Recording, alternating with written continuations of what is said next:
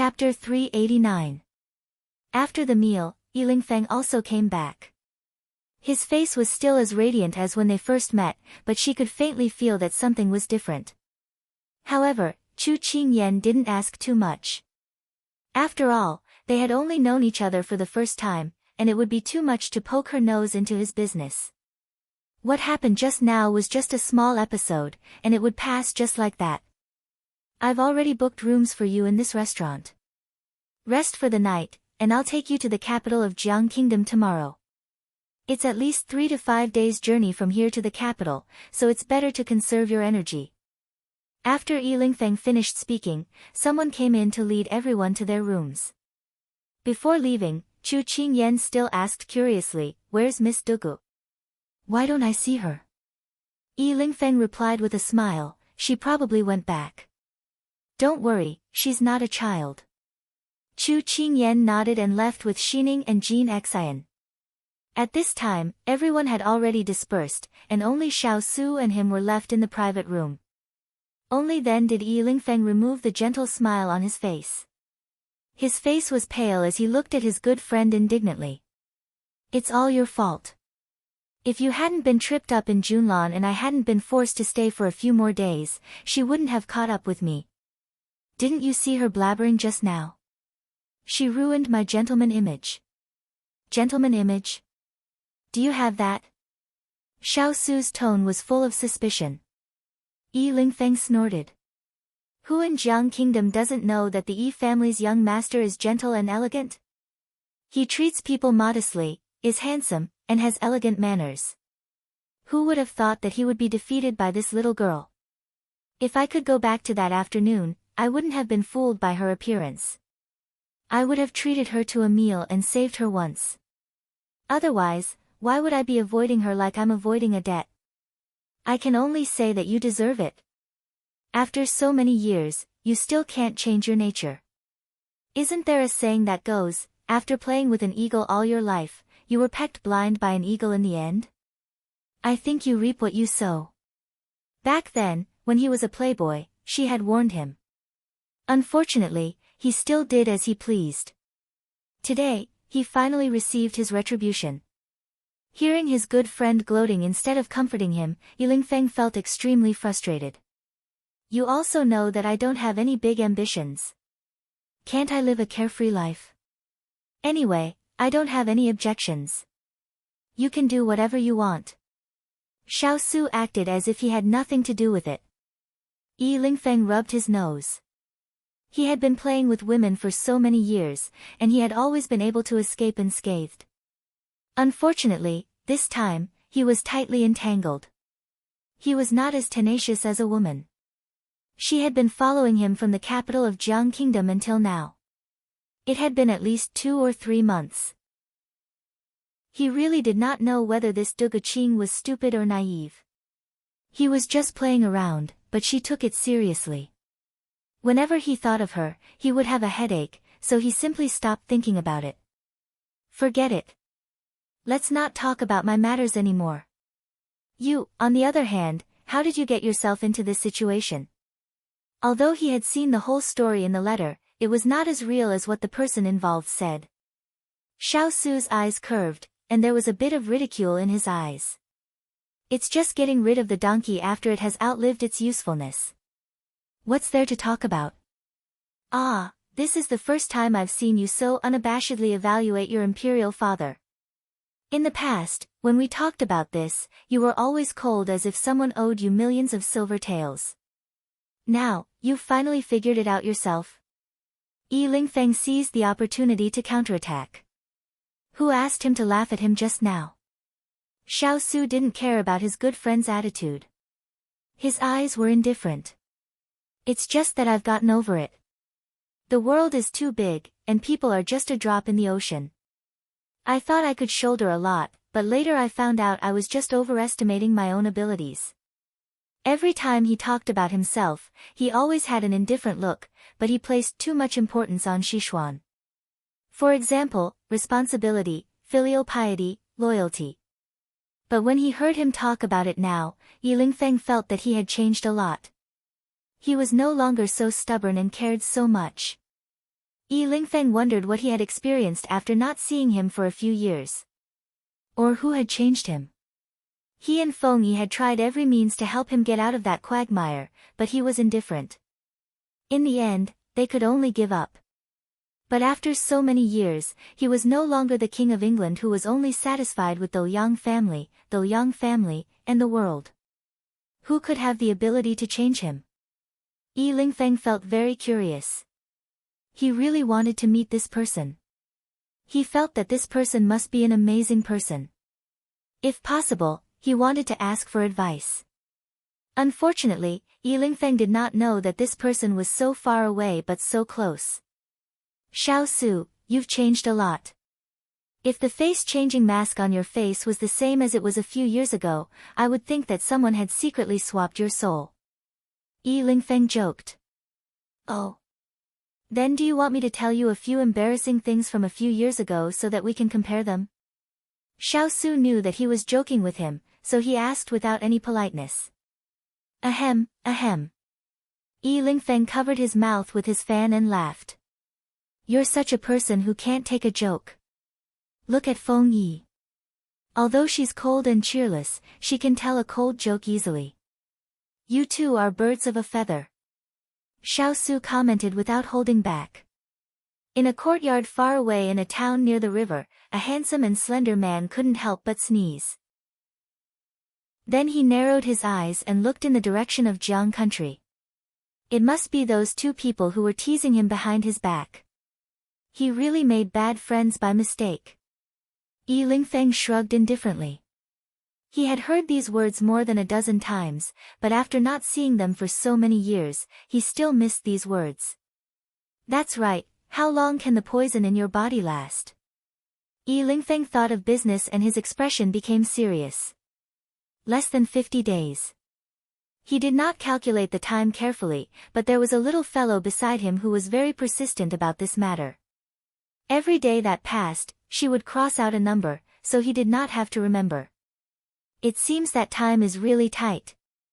Yi Lingfeng's peach blossom eyes narrowed slightly, a touch of worry flashing through his eyes. Then he pretended to be relaxed and said, Don't worry. It's not said that good people don't live long, but evil people live 1,000 years. You're a demon from hell, your hands are stained with the blood of so many people. Outsiders say that you're a demon who kills without blinking an eye. You won't die so young. Yi Lingfeng reached out to pat his shoulder to comfort him, but he dodged. Yi Lingfeng couldn't help but take back his hand. Why was this person's obsession with cleanliness still so strong? It wasn't cute at all. Then I'll be indebted to your auspicious words. He knew that his good friend was truly concerned about him, so he didn't argue with him. Then how are you going to explain to Sichuan country? Are you going to hide for the rest of your life? Yi Lingfeng asked curiously. When that arrow fell, there would be no King of England, Xiao Su, in this world. Xiao Su held the teacup and frowned. Yi Lingfeng was stunned for a moment. Chapter 390. When Xiao Su said, There is no King of England, Xiao Su in this world, Yi Lingfeng felt that there was something wrong with his ears. That was why he was hallucinating. Xiao Su, you're not joking, right? Yi Lingfeng still couldn't believe it. Xiao Su raised his eyebrows and looked at him coldly. Do I look like the kind of person who would joke? His face was full of disdain. Yi Lingfeng felt that he was going to scratch the wall. This explosive news was too much for him to bear. It wasn't because of Xiao Su's words, but because of his change. He still remembered that year when Xiao Su wanted to return to the capital to report on his work. He and Feng Yi had advised him that if it was really an abyss of suffering over there, then he should leave. The world was big, and he could make it his home. But how did this guy reply to them? It was still vivid in his mind. A man's ambition is to travel far, and he should put the country first. A real man should put the responsibility on his shoulders first. At that time, this sentence blocked the two of them so much that they couldn't say a word. But today... Damn, he actually went back on his words. What happened to him after not seeing him for a few years? But you weren't at that time. He couldn't help but ask. Knowing the shock in his friend's heart, Xiao Su's face was calm. I've done all the responsibilities that I should do. Why can't I have some free days? Do I have to become a machine that works non-stop? This was what the little guy had said to him when he was analyzing his subordinate's corruption case all night. Although he didn't have any special impression of it at that time, when his friend asked, this sentence appeared in his mind. Yi Lingfeng shook his head with a look of disbelief. Changed. You've changed. You're no longer the cold-faced lord who talks about filial piety and etiquette. But it was good that he had changed. At least the current him was what they wanted to see. Don't tell me I'm still the same as you. Every time you see me, there are always a few confidants chasing after you. Xiao Su knew what he was thinking, but he didn't show any mercy.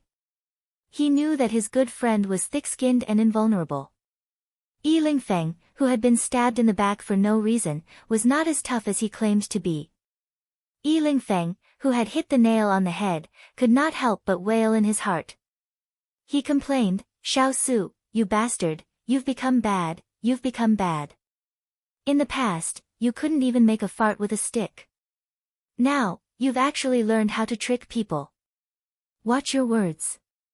I don't mind letting your close female friends know that you're here. Xiao Su glanced at him. Damn it, too evil. Yi Lingfeng snorted in his heart.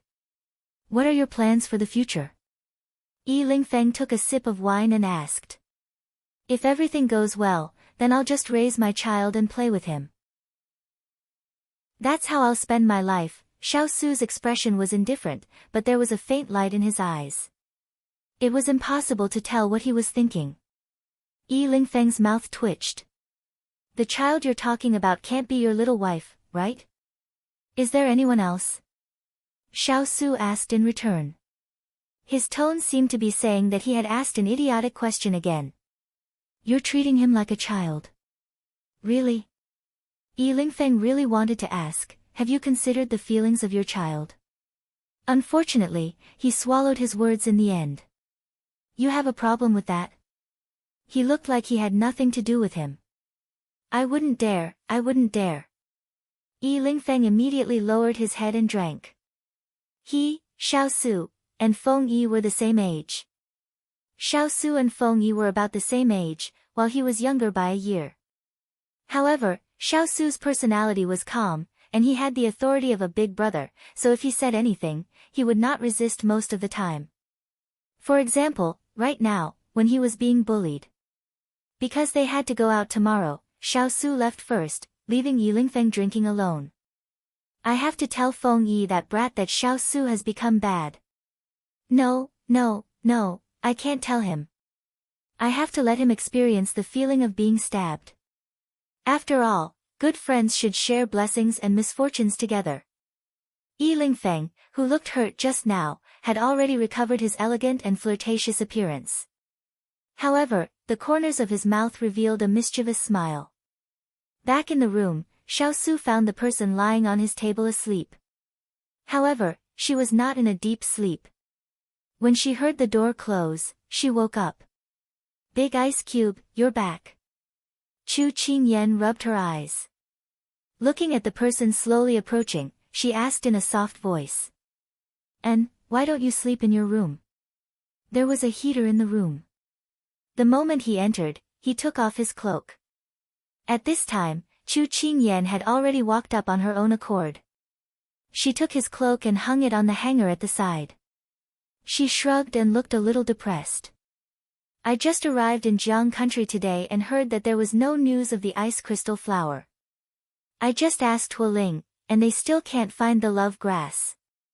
I feel uneasy. Being uneasy was actually conservative. In her heart, she was afraid. No matter how much she had mentally prepared herself in the past, she had always told herself that as long as she came to Jiang country, there would be hope for Big Ice Cube's illness. This belief made her persist from Sichuan to Junlan, and then to Jiang country. But when that belief reached its destination, it seemed to have lost its strength. It never gathered in her heart again. Little Chu Qingyan's strange expression did not escape Xiao Su's eyes. He walked to the couch in the middle of the room. His left hand rested on the arrow sleeve of his right hand. He pulled it up slightly and said to her with a calm expression, "Qingyan, come here." He rarely called her name. When she suddenly heard him call her, Chu Qingyan subconsciously paused. Then, she obediently walked over and sat down in the direction he pointed. She knew that he had something to say to her. She closed her mouth, but she was still a little depressed. "Qingyan, how many more days until the poison takes effect?" he asked. 45 days, she answered. She remembered the time perfectly. Every time a day passed, she felt as if something had been taken away from her heart. She cherished it very much.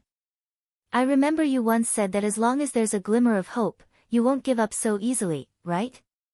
At this moment, Xiao Su was no longer the cold-faced and selfless king standing on the podium. Instead, he was someone who had put down all his airs and used all his gentleness to speak to the person in front of him. She did not answer. Instead, she nodded. She knew what he wanted to say, but she still felt sad. "There are only 40 days left. We still have time. What are you worried about?" Xiao Su's lips curved into a rare smile in front of her. It was extremely comforting.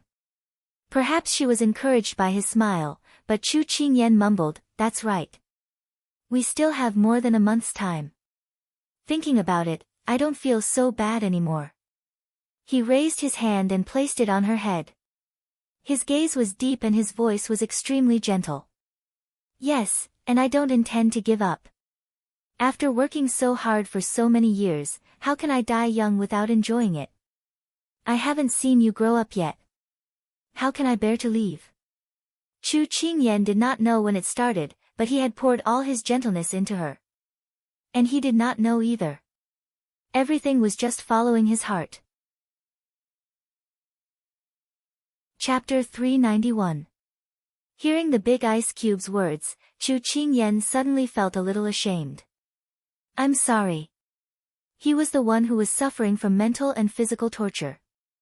What she had to do was to make him relax and give him positive energy. In the end, she would always pester him and ask him to comfort her. Chu Qingyan wrung her hands together with a bitter expression on her face. "You've already done a great job." Xiao Su pulled her into his arms and lowered his voice a lot. Whether it was facing those sneak attacks in Xixian, or her steadiness in the medical center, or her calmness in the princess's residence, or her attentiveness on the ship. In his eyes, she had already done very well, beyond his imagination. A 10-year-old child could do what an adult could not do. Her mental strength was enough to make people have a whole new level of respect for her. Chu Qingyan buried her face in his clothes and blushed slightly. It was the big ice cube who praised her so straightforwardly. He should not be comforting her. It should not be, it should not be. She repeated the important thing 3 times in her heart. After the two of them waited quietly in the room for a while, Chu Qingyan went back to wash up and rest. From tomorrow onwards, they would really start fighting in the Jiang country. It was a dreamless night until dawn. There was breakfast in the restaurant. Chu Qingyan woke up early and brought Xining downstairs to eat. The moment Chu Qingyan sat down, she saw the Rose girl sitting not far away, Duge Qing. She could not help but raise her eyebrows. According to Yi Lingfeng's words, didn't Duge Qing leave long ago? Why was she still here? And her eyes were looking at the stairs, as if she was waiting for someone. Chu Qingyan understood. Although it was her first time meeting Yi Lingfeng, she felt that he was a good person except for being a little dissolute. But it seemed a little inappropriate for him to be the object of her affection. She did not want to interfere at first, but she felt that Duge Qing's temper was quite to her taste. She could not help but smile and wave at her. "Sister Dugu, have you eaten breakfast? If you haven't, we can share the table if you don't mind." If not for Chu Qingyan's words, Duge Qing, who only paid attention to Yi Lingfeng, would not have noticed her presence. "Little Qingyan, why are you here?" The enthusiastic Dugu Qing came over and asked, "When did you come down? Why didn't I see you?" Chu Qingyan complained in her heart. Did she look so insignificant? And what kind of name was this? She realized that she had many nicknames now. Dugu Qing giggled. "I love all sweet food, and I won't reject any delicious food."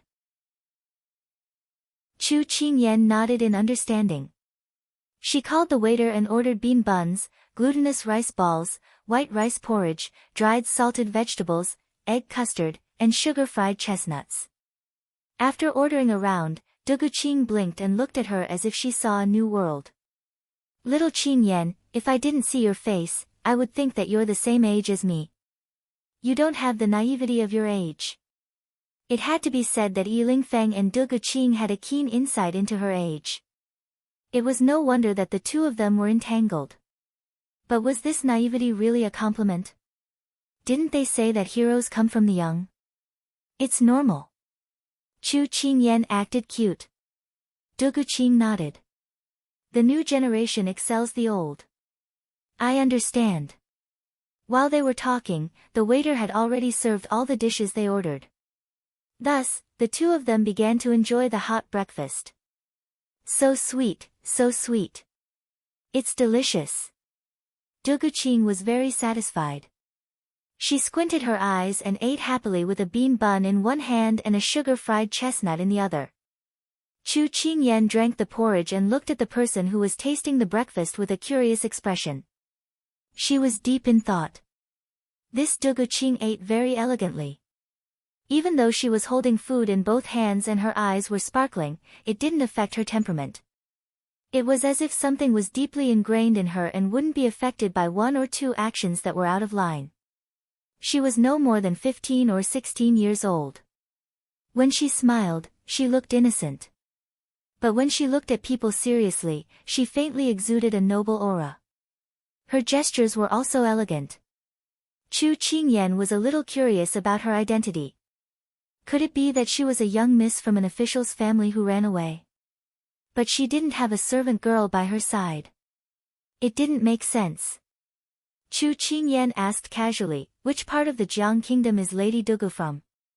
Why did you come out alone? Aren't you worried that your family won't be able to find you?"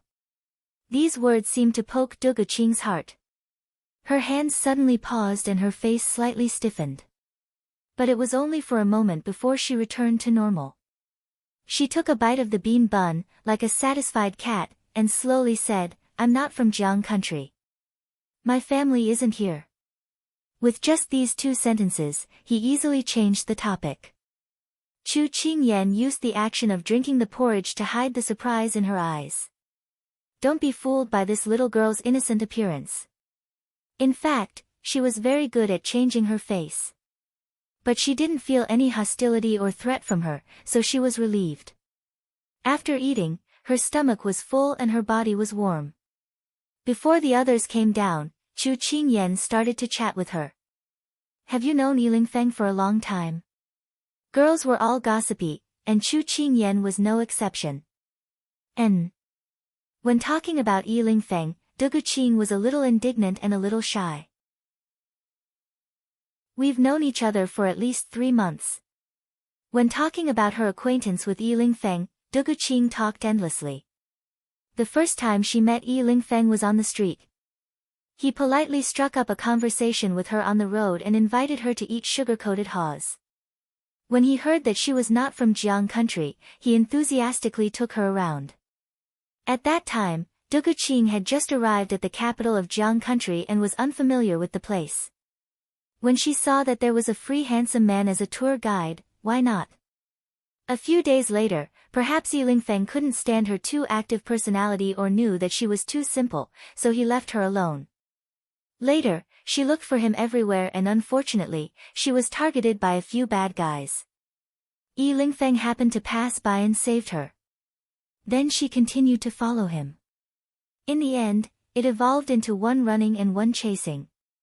But in Chu Qingyan's ears, she automatically summed it up as a story of a foodie girl being taken away by someone, and then the hero saving the beauty, and the beauty wanting to repay him with her body. Chu Qingyan felt that this Yi Lingfeng wasn't too bad. At least he didn't take advantage of the girl. But after hearing Chu Qingyan's heroic words, Chu Qingyan almost spat out a mouthful of water. I think Yi Lingfeng looks very much like my husband, so I want to abduct him home. Chapter 392. Du Guqing was immersed in her own beautiful fantasy and did not consider the damage her words would cause to the people around her. Cough cough, so she was wrong. The ancient people's thinking was not as conservative as she thought, but rather so avant-garde. Then, if she took a fancy to a pleasing man on the street, she could go up to him and say, "Hey, you look like my next boyfriend. Why don't you come home with me?" If she said that, wouldn't she be frozen to death by the big ice cube? Cough cough, is that so? Chu Qingyan could not help but cough lightly to hide the shock in her heart. That's right. If you like him, then fight for him. My father, cough cough, my family members all say this. No matter how much you like him, if you don't fight for him, he still doesn't belong to you. Du Guqing said matter-of-factly. Chu Qingyan felt that these words were right, but it did not seem appropriate to use them on a playboy. Just as she was about to speak, Du Guqing spoke first. As the saying goes, if a man pursues a woman, there's a mountain between them. If a woman pursues a man, there's a layer of gauze between them. I believe that where there's a will, there's a way.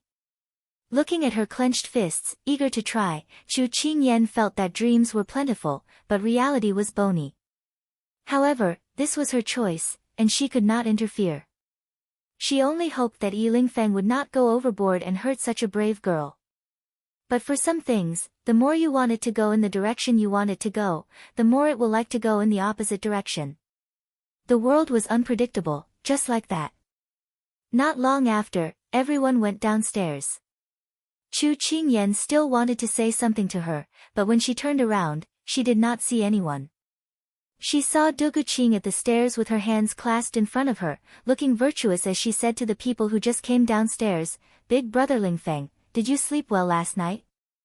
I just ate breakfast here. I think the red bean bun and sugar-fried chestnuts are delicious. I recommend you." Yi Lingfeng drank too much last night and was still not in the right state. Suddenly, he heard this ghostly voice and immediately woke up in fright. He turned his head and saw a pair of sparkling eyes, as if they were demonstrating to him. He suddenly wanted to vomit blood. Could it be that his words yesterday were ignored by her? Why are you still here? Yi Lingfeng's tone was not very good. He had a bit of a temper when he woke up. No matter if it was his parents or anyone else, he had never given them any face. There was once an unwritten rule in the Yi residence. The young master was easy to talk to at any time, but never provoke him when he had just woken up. Because at that time, he would no longer be a charming young master with an air of immortality, but a demon. Perhaps she was startled by Yi Lingfeng's tone, but before she could answer, he had already walked past her. So fierce. Du Guqing muttered softly, but it's flavorful.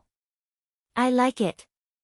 When you like someone, no matter good or bad, they are all merits in your eyes. Soon, she came back to life and went to his side to watch him eat breakfast. Yi Lingfeng seemed to be used to her clinginess. But he was still angry about waking up, so he ate and ignored her. Xiao Su was a step later than Yi Lingfeng.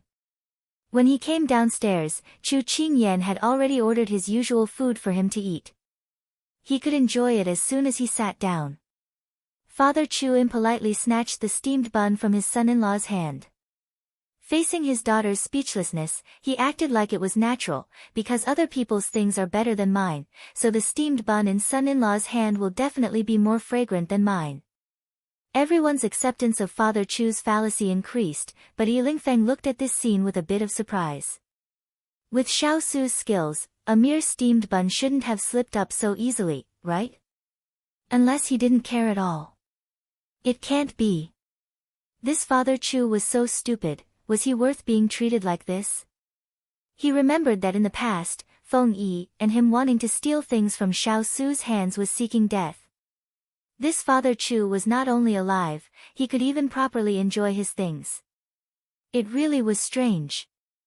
Huo Ling and the others glanced at Yi Lingfeng, who looked like he was struck by lightning. They were also abused like this in the past, so they got used to it. However, there was now another member of the abused army, so it was worth celebrating.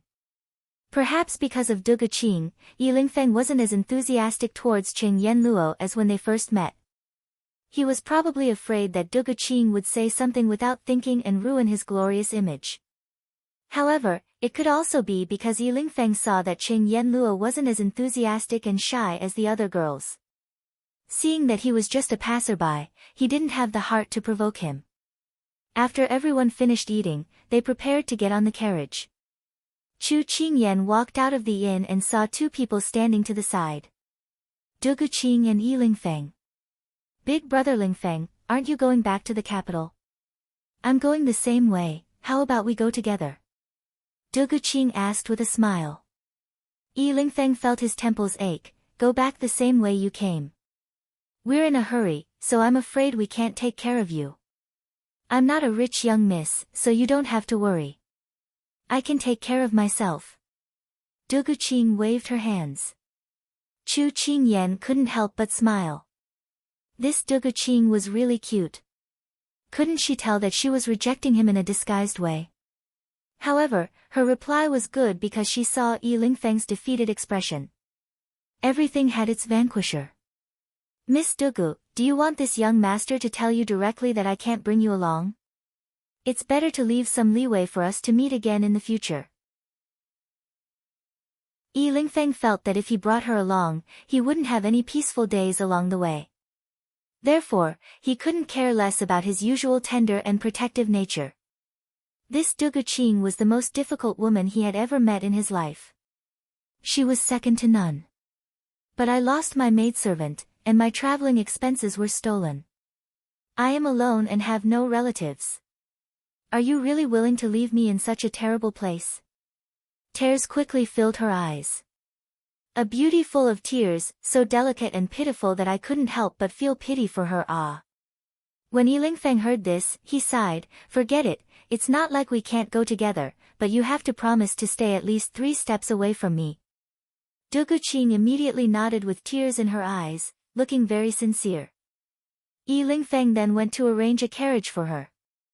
When Duge Qing walked in front of Chu Qingyan, she was stopped by her. Did you lose all your things? I have some money here, you can keep it with you first.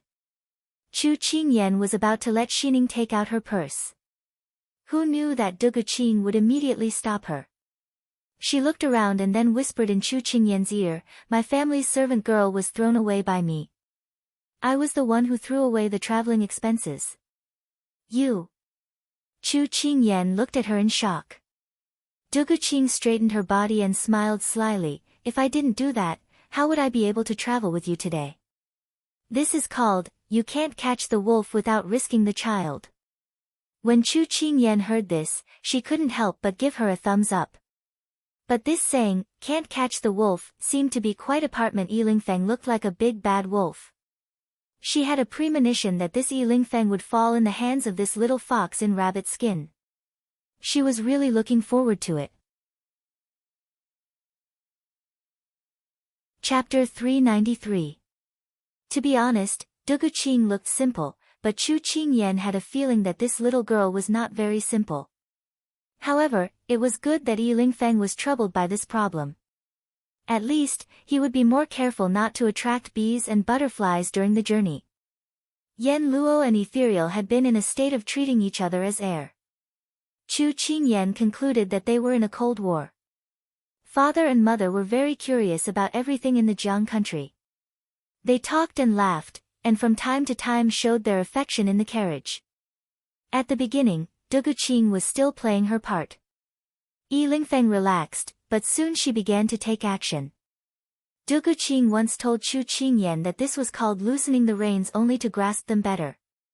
Let him relax his vigilance, and then launch an attack. Chu Qingyan thought that this plan was very good, but it seemed that it would not work. Duge Qing, who had climbed into Yi Lingfeng's carriage many times to get closer to him, was thrown off by him. The journey was difficult, but because of these small episodes, it became less boring. On this day, the group stopped to rest halfway. Chu Qingyan did not want to go out because it was too windy outside, so she pulled Xiao Su to play chess in the carriage. Xining boiled a pot of water and came to pour tea for them. "Master, do you know what happened today?" Xining asked excitedly while pouring tea. As soon as she heard the word again, it meant that something happened between Du Guqing and Yilingfeng. Chu Qingyan was interested. Holding a chess piece, she smiled and said, "Don't keep me in suspense, tell me quickly."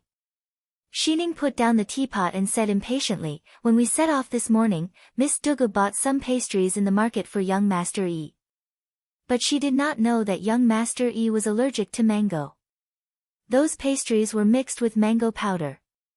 "I heard that young Master Yi accidentally ate it and became allergic. Now Ethereal is treating him." Pfft, wasn't this too dramatic? Chu Qingyan couldn't help but smile and shake her head. Du Guqing was probably on the verge of tears. After Xining retreated, Chu Qingyan placed a chess piece, tilted her head and asked, "Big Ice Cube, is young Master Yi always so, passionate to women outside?" Chu Qingyan originally wanted to use amorous remarks, but after thinking about it, this person was his good friend after all. It was better for her to save some face. When she paused, Xiao Su knew what she wanted to say. After he placed a piece, he said calmly, "He's carefree and bold, but he knows his limits. In short, his IQ isn't high, but his EQ isn't low." Chu Qingyan carefully pondered over his words and felt that Yilingfeng had been belittled by his good friend. TSK, TSK, TSK. One was unapproachable, while the other was passionate. It was hard to imagine that these two people with completely different personalities could become friends. It was really amazing. However, at this moment, Chu Qingyan was attracted by the hands of the person in front of her. She was holding a white piece, while he was holding a black piece because she disliked the color black. But when the round black jewel was sandwiched between his slender middle finger and ring finger, it appeared so dark and cute. Perhaps it was because his hands were too beautiful. They were white, with distinct joints, and light pink fingernails. They were like cherry blossoms falling on the fine white jade. They were so beautiful that they were not a pair of hands, but a work of art. But this pair of hands did not appear gentle, but instead gave people a kind of simple elegance. For example, at this moment, he was leisurely playing with the black piece between his fingers. Relying on the nimbleness of his fingers, the black piece appeared between his index finger and middle finger, and then between his ring finger and little finger. Her gaze couldn't help but follow those fingers up, sweeping over the back of the hand with blue veins, the wrist that was like a crescent moon, and then the sleeve that was tied around his wrist, completely covering the beautiful seam between his clothes. She didn't know why, but she felt a kind of elegant, holy, and ascetic aura. Thinking of this, she already didn't dare to look up. After waiting for a long time for her to place a piece, Xiao Su leaned against the wall of the carriage, looking at her with a leisurely expression. "You still want to regret your piece?" His voice was like jade colliding, deep and magnetic. Chu Qingyan was slightly startled and couldn't help but look up at him. Just sitting there casually, his expression was indifferent, but it couldn't hide the elegance of his body, as well as the light in his eyes. Chu Qingyan suddenly thought of these words, elegant, carefree, and elegant. If it was before, these words would not be related to him at all. But after leaving the Sichuan, he was no longer so dull and his eyebrows were no longer tightly knit. If he used to look like a 30-year-old man, he now looked like a 20-year-old man with the demeanor that a 20-year-old man should have. "Even if you see a flower on my face, I won't let you regret your piece." The deep and magnetic voice sounded again. Chu Qingyan quickly averted her gaze. How could she continue to stare at him like this? She secretly despised herself in her heart. Even if there was a beauty in front of her, she still had to sit still. "Who said I'm regretting my piece? I'll place it now." Chu Qingyan, who was rushing to get a piece, did not notice that she had just been seriously teased by the big ice block. When Chu Qingyan calmed her emotions and prepared to place a piece, she found that she had already lost the city gate. The white piece had suffered a crushing defeat. No wonder the big ice block had asked her if she was regretting her piece. She had no choice but to regret it now. Therefore, the people not far from the carriage heard the words coming from inside. Give me a 5-step advantage. Not a single step. Give me a 4-step advantage. 3 steps. Good. Deal. Then, after a while, there was another conversation from inside. If I had known, I would have played again. 3 steps can't bring the dead back to life. Even if I gave you a 10-step advantage, you still have no power to resist. How can I be as good at chess as you? She humbly asked for advice. Some things are innate. You can't change it. It's not as good as IQ. With his poisonous tongue, Qingyan lost. But this can be made up for later. What the hell, another military book. I won't read it. The people outside could vaguely imagine the scene of their young Wang Fei being bullied by their masters again. It was simply too vivid. Du Guqing inevitably heard the conversation between Xiao Su and Chu Qingyan outside. She was envious. If her family's Yifeng could also treat her like this, then she would be satisfied. After brewing the medicine, Du Guqing immediately brought it in. This was her first time brewing medicine. It could be said that it hurt her brain. She knew how to play the zither, go, calligraphy, and painting, but she didn't know how to serve people. Yi Lingfeng, who was red all over because of his allergy, didn't notice who handed him the medicine. He only wanted the allergy to disappear quickly so that it wouldn't affect his image as an elegant young master. Therefore, after receiving it, he put it in his mouth without looking. Du Guqing saw his actions and her heart was filled with anticipation. She had just brewed this medicine and hadn't tasted it yet. She didn't know if it would have a soft taste. Unfortunately, reality was cruel. Pfft, Yi Lingfeng immediately spat out without caring about his image. Who could explain why this medicine was filled with dregs? When he saw that the person standing in front of him was Du Guqing, he felt like kneeling down. Damn it! Chapter 394. During dinner, they heard that Yi Lingfeng's illness had worsened. Not only was he allergic, but he also caught a cold. Chu Qingyan said worriedly to the person beside her, Big Ice Cube, is it because we were in such a hurry that young Master Yi's body couldn't take it? Xiao Su didn't stop picking up food. It has nothing to do with being tired. Just focus on eating and ignore him. Chu Qingyan ate a mouthful of white rice. Big Ice Cube was still as cold as ever. However, she thought about it in her heart. Yi Lingfeng was sick, and that gave Du Guqing a chance to take care of him and serve him.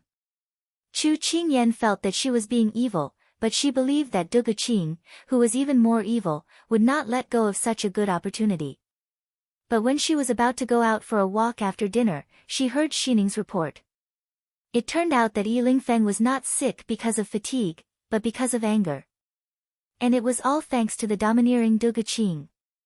Du Guqing, who had never served anyone before, did not know how to boil medicine. The first time, she boiled the medicine into dregs. The second time, one of the herbs was missing. She did not know the importance of the herb, which made the allergy worse. Then she felt sorry and took out Yi Lingfeng's clothes to wash. Then Yi Lingfeng was miserable. In ancient times, there were no washing machines or dehumidifiers.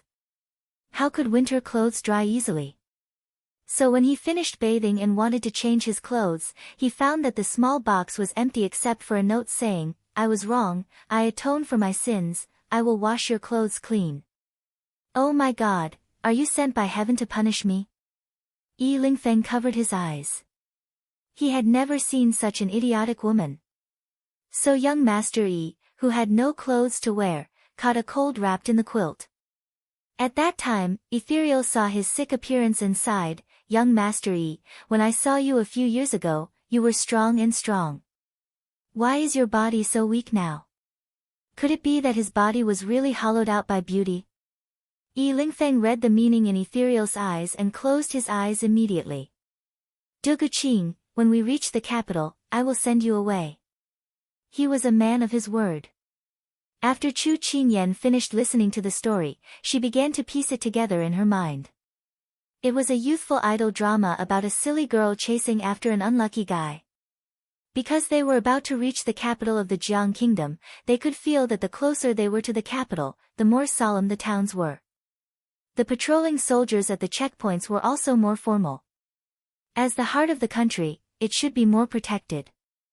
Therefore, they slowed down their pace, worried that they would attract attention. On this day, they stopped in a town closest to the imperial capital. It had to be said that this Yi Lingfeng was truly a rich second generation. Because almost every place they stayed was a courtyard of Yi Lingfeng's family, and this time was no exception. Yi Lingfeng and Big Ice Cube went to the study to discuss something while Chu Qingyan strolled alone in the yard. Although the weather in Jiang country was so cold that it made people shiver, she had been practicing martial arts diligently recently. Her body was much more resistant to the cold than before. Chu Qingyan stood in the yard for a while, then turned around and saw Dugu Qing. She greeted, "Sister Dugu, where are you going?" Hearing someone call her, Dugu Qing stopped in her tracks. She carefully protected the plate in her hands and turned sideways. Seeing that it was Chu Qingyan, her eyes curved into crescents. "So it's little Qingyan. What are you doing here?" "Just taking a walk." Chu Qingyan walked over and saw the plate that she treated like a treasure. She couldn't help but be curious. "What are you holding in your hands?" Dugu Qing followed her gaze and looked at the plate in her hands. Chu Qingyan didn't know if she had seen wrongly, but she actually saw a trace of shyness flash across Dugu Qing's face. "These are the pastries I made for Big Brother Lingfeng. I heard that he is in the study now, so I took them to make afternoon tea for him." Dugu Qing held the plate and smiled sweetly. Chu Qingyan smiled. Dugu Qing was indeed a little girl in love. The word "sweet" was overflowing in her words. But when she saw Dugu Qing's figure disappear in the corridor, Xining walked to her side. She looked a little embarrassed. She raised her eyebrows in surprise. "You went to put out the fire. How did you end up in such a sorry state?" Xining's face was mournful. "Mistress, this servant just came back from the kitchen. Miss Dugu had just burned down the kitchen. This servant also helped everyone put out the fire." Chu Qingyan didn't think that she would hit the nail on the head. She blinked and admired in her heart. This Dugu Qing was indeed powerful, very powerful. "Go change your clothes. Also, call Jean Xan over. I have something to ask him." Chu Qingyan patted Xining's shoulder and let her go back. Xining complied. Looking at her body covered in dust, she wanted to cry but had no tears. She only wanted to make a bowl of lotus seed soup for her mistress. Why was she so unlucky? Chu Qingyan watched Xining leave with a pensive look in her eyes. She had to quickly improve her martial arts. Perhaps it would be useful in Jiang country. Her intuition had always been very accurate.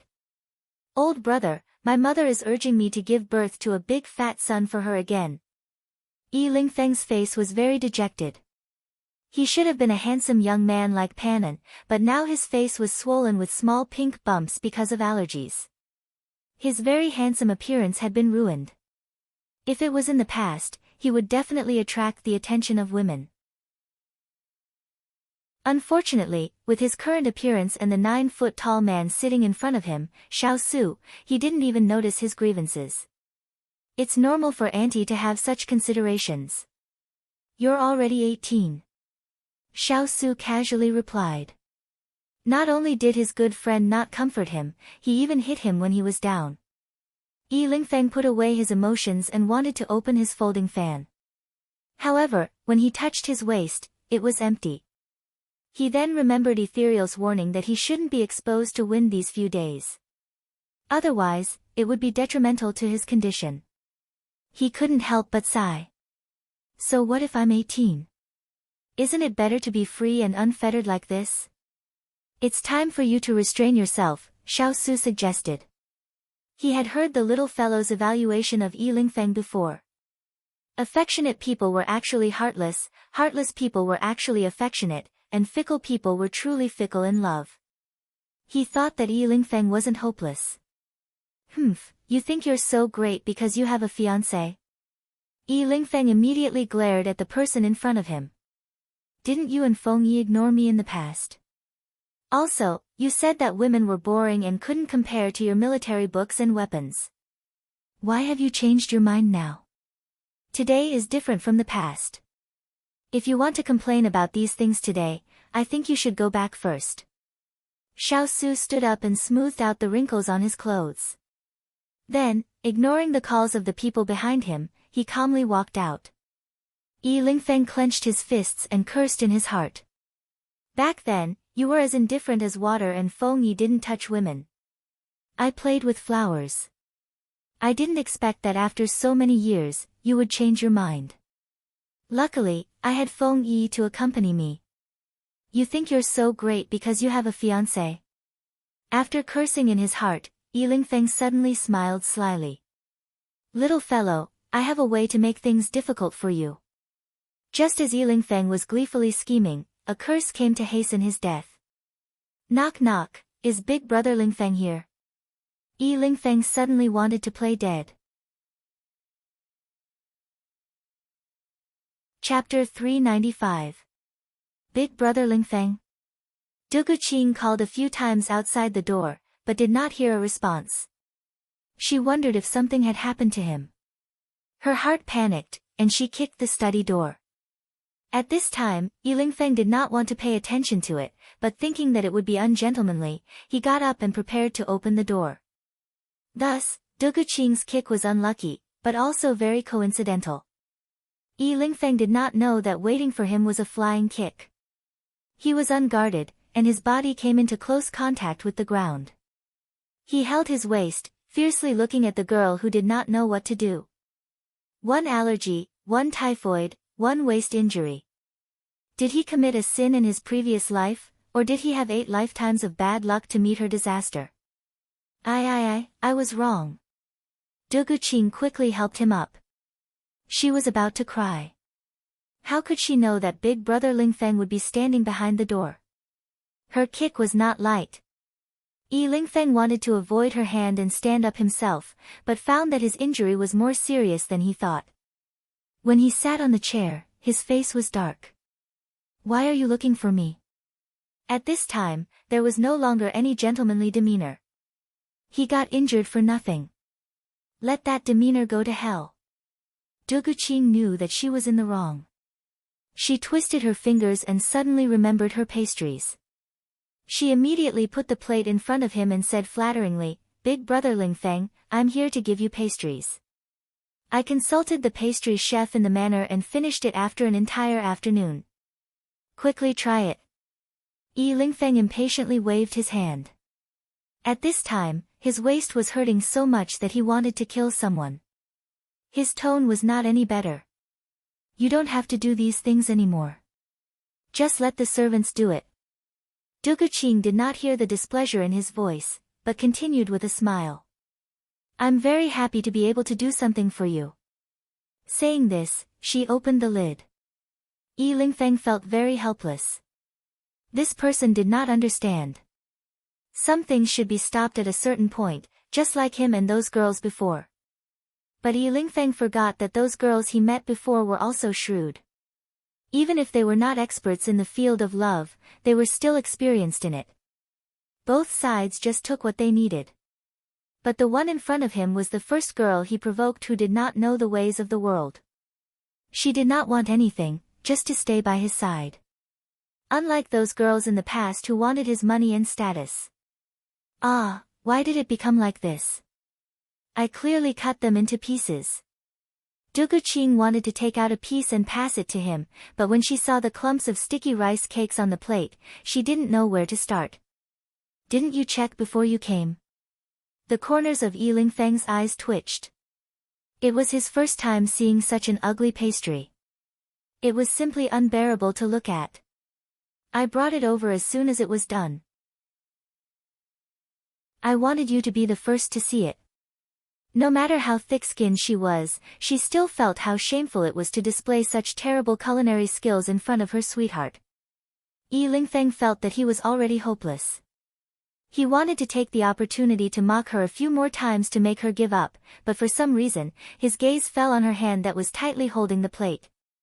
He remembered that 3 months ago, that pair of fair and clean little hands were very cute and chubby. Now, they were covered with all kinds of scratches and a few of her fingers were swollen like carrots. The displeasure in his heart disappeared in an instant and was replaced by a thick and complicated feeling and helplessness. There's a blue medicine bottle in the third compartment. Bring it over. Yi Lingfeng ordered her. Du Guqing still hadn't recovered from her shame when she heard his command. She subconsciously walked over. When the medicine bottle was brought back, she reacted. Do you want to apply medicine? She thought back to how he bumped into it not lightly. Yi Lingfeng took the bottle from her hand and said, stretch out your hand.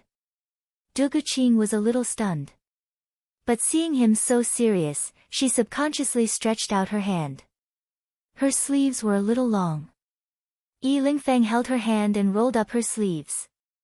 Without rolling them up, he didn't know that there were a few long scratches on the back of her hand. On her fair skin, it was especially conspicuous. He was used to seeing women's slender, smooth, and gentle beauty. But this was the first time he held a pair of hands that could be said to be pig-trotters and carefully observed them. He felt a little funny, but also a little sympathetic. When his fingers rested on her wrist, Du Guqing's fingers trembled. First, it was because of the pain. Second, it was because she had exposed her ugly side in front of her sweetheart. She wanted to withdraw her hand, but he held it firmly. Fortunately, he had avoided those wounds. Otherwise, it would have been one disaster after another for her. She was about to open her mouth to ask him to let go when she heard him ask. Why are there so many wounds? After asking, he took out a sweat towel and carefully wiped the ashes on her fingers. He didn't raise his head to look at her. Du Guqing wasn't that nervous. She said indifferently, because I'm a little stupid and haven't come into contact with decocting medicine, washing clothes, or making pastries. So, I hurt myself. But I was going to go to Miss Chang's place today to apply some ointment. You don't have to worry. Those scratches, needless to say, were caused by her helping him decocting medicine last time and making pastries this time. The frostbite should have been caused by her foolishly carrying those clothes to wash. He had seen so many women. Which one of them didn't treat their hands and face like treasures? They would be extremely worried about the slightest scar. But she didn't care at all. Yi Lingfeng didn't know if he should say that she was careless or that she was magnanimous. But he didn't ask her to do these things. But she did suffer these wounds for him. Yi Lingfeng felt a little complicated in his heart. He didn't say anything else.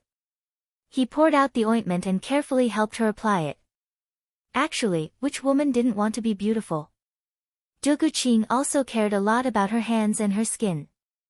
In the past, when she was in the palace, even the slightest bump would make Imperial Mother very worried. Not to mention now. She could imagine that when Imperial Mother saw her hands, she would faint from fright. But what was done was done. She had also been injured.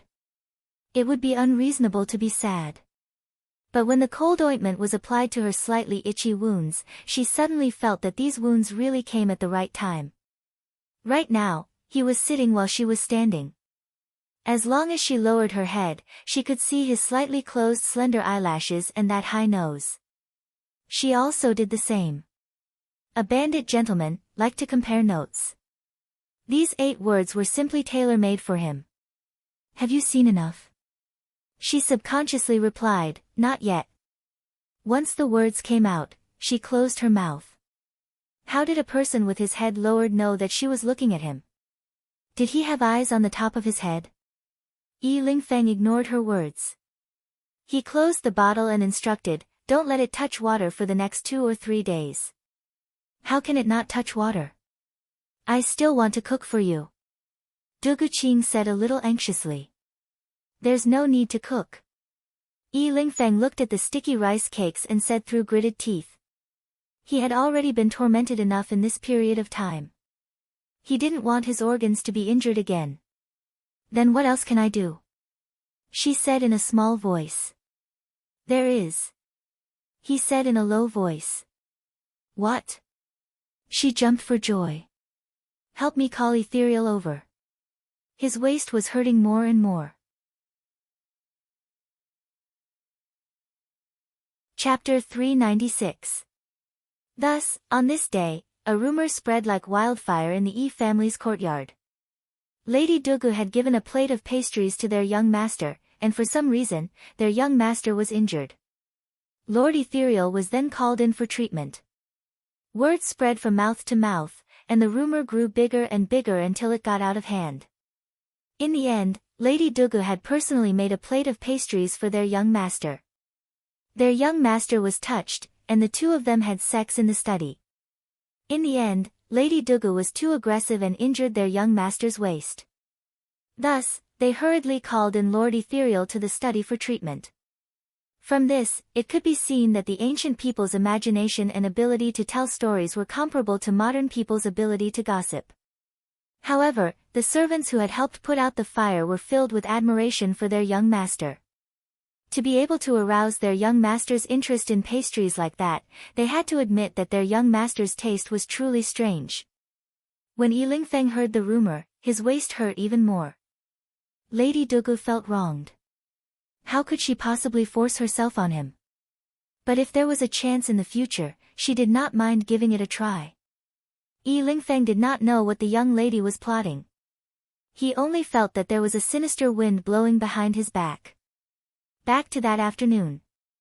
After Xiao Su left Yi Lingfeng's study, he returned to his room but did not see Chu Qingyan. The courtyard was only so big, where could she have gone?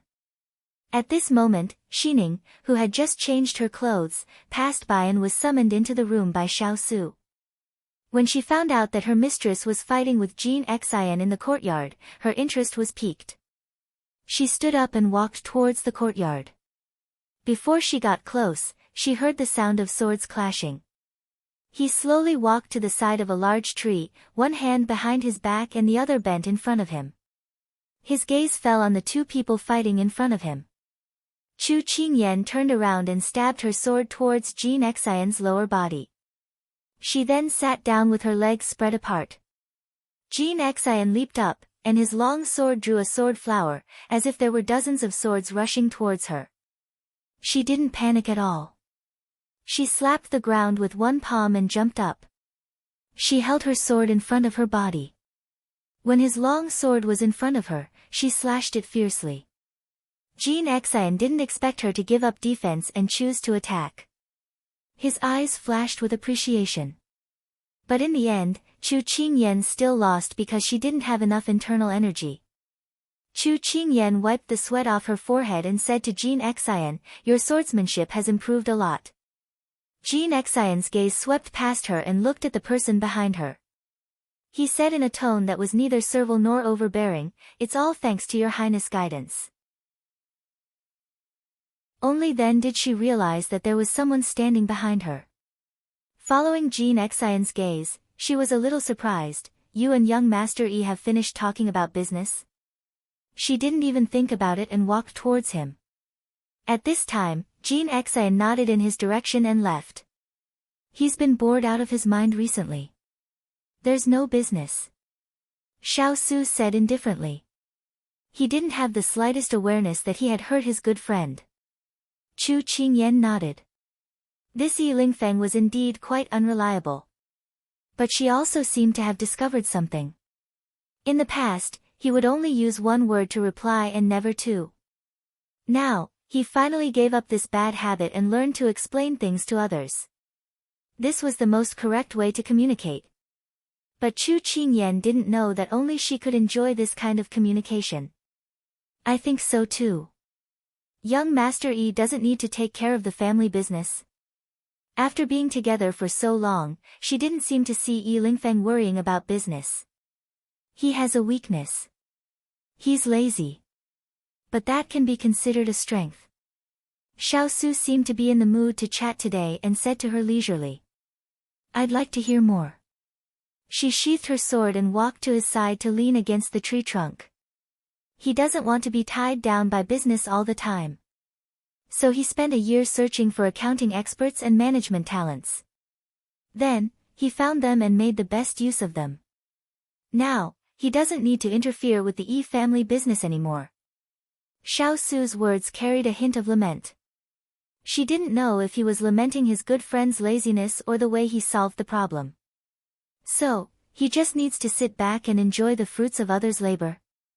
Then continue to play with the flowers. Chu Qingyan clicked her tongue. So, one could be lazy to such an extent. Something like that. Xiao Su didn't deny it. But isn't he afraid that if he does this, these people will have bad intentions and collude to steal all his family's wealth? She couldn't be blamed for thinking ill of others. The world was big and there were all sorts of strange things, but the human heart was the most unpredictable. Xiao Su smiled.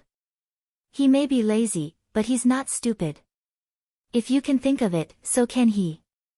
He has his own unique way of handling people. Don't worry. Chu Qingyan nodded. At this moment, Ethereal walked past in a hurry. She couldn't help but call out to him. Ethereal, where are you going in such a hurry? Master, young master, it's like this. Miss Dugu came over just now and asked me to treat Master Yi's injury. I'm going to make some medicine for Master Yi now. Ethereal saw that it was his two masters and immediately walked over to report. What happened to Master Yi? Chu Qingyan was surprised. Ethereal shook his head. I don't know. I only know that Master Yi injured his waist. When Xiao Su heard this, he waved his hand and dismissed him. Go and make the medicine for him first. Yes. Ethereal left in a hurry. Big Ice Cube, I saw Lady Dugu bringing a plate of pastries to young Master Yi just now. How did she become like this all of a sudden? Chu Qingyan counted with her fingers. Allergies, typhoid, and a waist injury.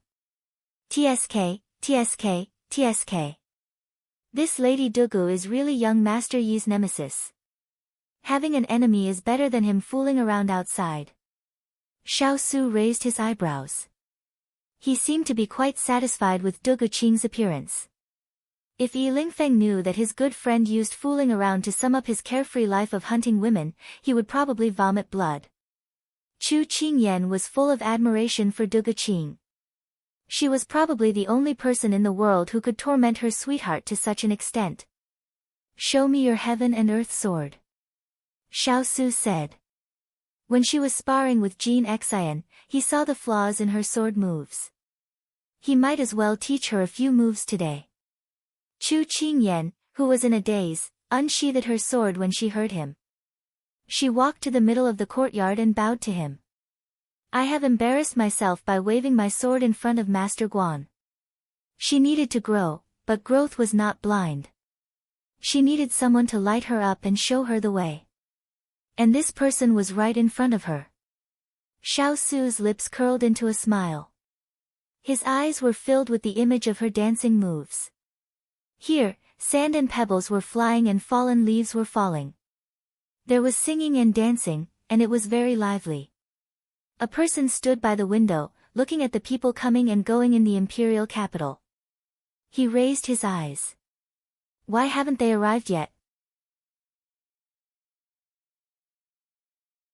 Chapter 397. If Chu Qingyan heard the hoarse and lazy voice, she would definitely find it familiar. Young master, according to the news from our spies, Xiao Su's group disappeared when they arrived at the capital of Junlan. Now, they are nowhere to be found. Xuanqi Zimo reported from the side. This group of people had suddenly disappeared from under their noses. Because of Xiao Lai's strength, they didn't dare to get too close. But because of this, they lost track of them in a moment of carelessness. Oh! The dark purple figure slowly turned around, holding a glass of wine with his fingers. His expression was lazy, but his pair of phoenix eyes were extremely seductive. It has been more than a month. They should be here soon. It's just that I don't know where they are hiding now. It's really a headache. Young master, it's my incompetence, Xuanqi Zimo blamed himself. This has nothing to do with your incompetence. I heard that the Emperor of Junlan has some connections with Xiaosu. Maybe he was invited as a guest. It's just that they don't have a strong relationship. But to be able to hold him back for so long, he's quite capable. Higashio Motetsu shook the wine in his hand and watched the ripples spin non-stop, forming a small vortex. His eyes were deep and light, and it was unknown what he meant. Hearing his young master mention Junlan, Xuanqi Zimo quickly searched his mind for the recent news about Junlan. After straightening it out, he said, speaking of Junlan, I have to mention the recent destruction of the 4 vassals. Let's hear it. Higashio Motetsu was a little bored, so he wanted to listen to these interesting palace stories to pass the time. Originally, when the new emperor of Junlan inherited the throne, he had a headache because of the 4 vassals who were eyeing him covetously. And when the 4 vassals were planning to seize the throne, the situation suddenly reversed. 2 of the vassals fought among themselves, one surrendered, and the other committed suicide. Everything was a little unexpected, but soon, the new emperor killed decisively. He used this opportunity to find out the disloyal officials in the court. Using kindness and power, he quickly gathered this broken kingdom into his own hands. All of this happened in just 5 days, shocking the surrounding countries. Master Xuanqi's tone carried a hint of admiration as he recounted the information he had obtained. Higashio Motetsu's fingers paused. Decisive? A combination of kindness and authority. Act quickly. It was originally a plate of loose sand, but suddenly, an invisible hand appeared and gathered them together. With a flip of his hand, he could summon clouds and rain with a flip of his hand. Apart from him, who else would have such courage? Higashio Motetsu curled his lips, and a charming smile appeared on his face. Get ready, they're almost here. Xuanqi Zimo, who had just finished speaking, was suddenly given an order by his young master and felt confused. Weren't they talking about Junlan just now? Perhaps because he was in a good mood, Higashio Motetsu patiently explained to his not-so-smart subordinate, the new emperor of Junlan has just taken over the throne. He doesn't have enough experience to see the big picture and have the courage to kill decisively. There are only 2 possibilities for him to be able to set up a chain of plans in one go and catch the 4 vassals in one net within 5 days. First, he hid his strength and bided his time, waiting for this decisive attack.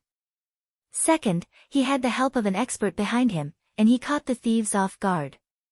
Xuanqi Zimo was awakened by this and suddenly shouted, it doesn't make sense that he hid his strength and bided his time. If the new emperor really had such ability, he wouldn't have waited until now to be besieged on all sides. Then, there's only the second possibility. When they were in internal strife, it happened to be when Xiaosu and the others disappeared. Then, the person standing behind the new emperor is most likely Xiaosu. Higashio Motetsu nodded with some satisfaction. His subordinate wasn't too stupid. That's right. Xiaosu's character won't be threatened by others. Perhaps he had a deal with the new emperor of Junlan. Since the internal strife is over, Xiaosu and the others should be arriving. Higashio Motetsu stroked the cup and raised his almond-shaped eyes, a smile flashing across his eyes. He wondered if the little girl was doing well after not seeing her for so long. Did she miss him? Xuanqi Zimo looked up and saw his young master drinking wine in a good mood. His mood also improved. He hoped that his young master could successfully obtain that item in the Jiang Kingdom. In another part of the Jiang Kingdom's imperial capital, a figure was sitting upright on a chair. Every corner of his dark gray monk robe was flat without a single crease. The cold wind was raging outside, but he was sitting quietly in the room. Even the candle flame was burning quietly, as if it wasn't affected by the outside world. This was just a piece of pure land, quiet and peaceful. The sandalwood Buddhist prayer beads in his hands slid into his fingertips one by one as he recited the Buddhist sutra. Then, they returned to his fingers from another direction. His other hand was placed in front of his chest, palm facing right. If it weren't for his fingertips and lips moving, this person seemed to be standing still and aloof from the world. After he finished reciting the mystic Dharma Lotus Sutra, his closed eyes slowly opened, like a water lily that had been sleeping for many years suddenly moving its petals and then blooming. His clean eyes were devoid of sorrow or joy, but they were filled with compassion for all living beings. He placed the prayer beads on the table and pinched his fingers as if he was calculating something. Finally, his lips curved slightly. She was already in the Jiang kingdom. He believed that she would arrive in the imperial capital soon. Su Jian's mind was filled with the image of the girl who had cunningly argued with him about Buddhism. She shouldn't have appeared in this world, but she did. Her uniqueness was destined to cause a bloody storm in the Sichuan kingdom. After he had foreseen the future, he had planned to stop her. He found that she was very spiritual and had the root of wisdom, so he thought of a way, which was to guide her into Buddhism. Perhaps his approach was too reckless, or it could be said that when things reached an extreme, they would move in the opposite direction. She was suspicious of his intentions, so she was wary of him in the end. Later, her words reminded him that if the future could be predicted, then many things would be changed, because people tended to seek benefits and avoid harm. He didn't know what kind of impact his prediction would have on her, and what kind of changes it would bring to the Sichuan. Life was unpredictable. He couldn't guarantee that his predictions were accurate. Now that the King of England had disappeared in the Sichuan kingdom, the situation in the Sichuan kingdom would change because of this.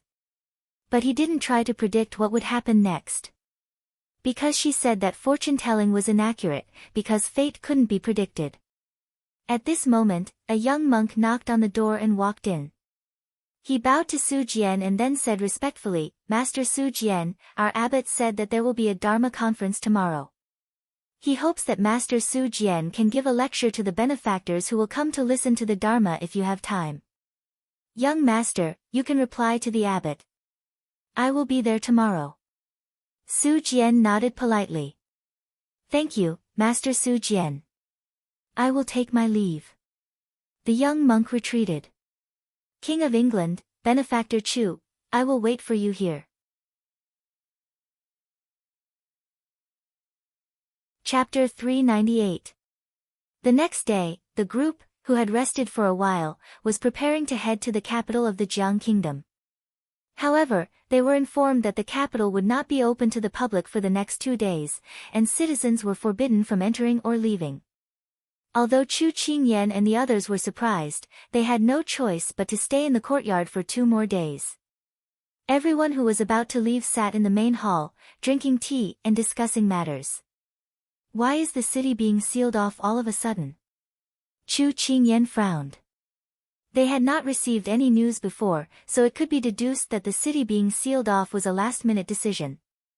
Yi Lingfeng was holding his waist, his face pale. It was obvious that he had not recovered from his injuries. When he heard Chu Qingyan's question, he shook his head. "I did not receive any news either, but I have sent someone to investigate. I believe there will be news soon. Something must have happened in the capital for the order to seal off the city. They want to capture someone." Xiao Su calmly picked up his teacup, as if he was not affected by the sudden change in the itinerary. Chu Qingyan nodded. The big ice cube had been in the dark for so many years, and his foresight was definitely higher than most people. He was able to point out the reason with just one sentence. The imperial capital was a place where people traveled to and fro. If such an order was suddenly given, the citizens would definitely panic. However, if the person who gave the order insisted on it, then something big must have happened in the imperial capital. At this moment, the Yi family servant who went out to investigate returned. "Young master, I heard that an assassin sneaked into the palace last night. The assassination failed, and now the assassin is hiding in the capital. His Majesty ordered the city to be sealed off to find the assassin."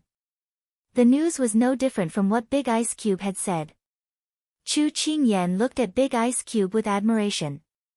Coincidentally, he turned to look at her and accepted her praise without hesitation. Did you find out who the assassin was? Yi Lingfeng asked in a bad mood. They were about to enter the city, but this happened. Who knew how long they would be delayed? Just thinking about it made him unhappy. The servant shook his head. I did not find out. His Majesty ordered the news to be sealed off. There are rumors that the assassin is a woman from the harem, but no one knows who it is. A woman from the harem? Chu Qingyan narrowed her eyes. This was probably not a baseless rumor. However, for the Jiang Kingdom's emperor to be so enraged, it was likely that this assassin had not only challenged his authority as an emperor, but that the target of the assassination was someone he cherished. Thinking of this, Chu Qingyan sorted out the relationships of the royal family of the Jiang Kingdom in her mind. In fact, the royal family of the Jiang Kingdom, the Jiang Kingdom. In the Jiang Kingdom, the royal family took Jiang as their surname. The current emperor, Jiang Xiong, was as majestic as his name suggested. Before the Jiang Kingdom was handed over to him, the territory was very small, less than 1/3 of today's territory. He lived up to his name. He inherited the throne at the age of 15.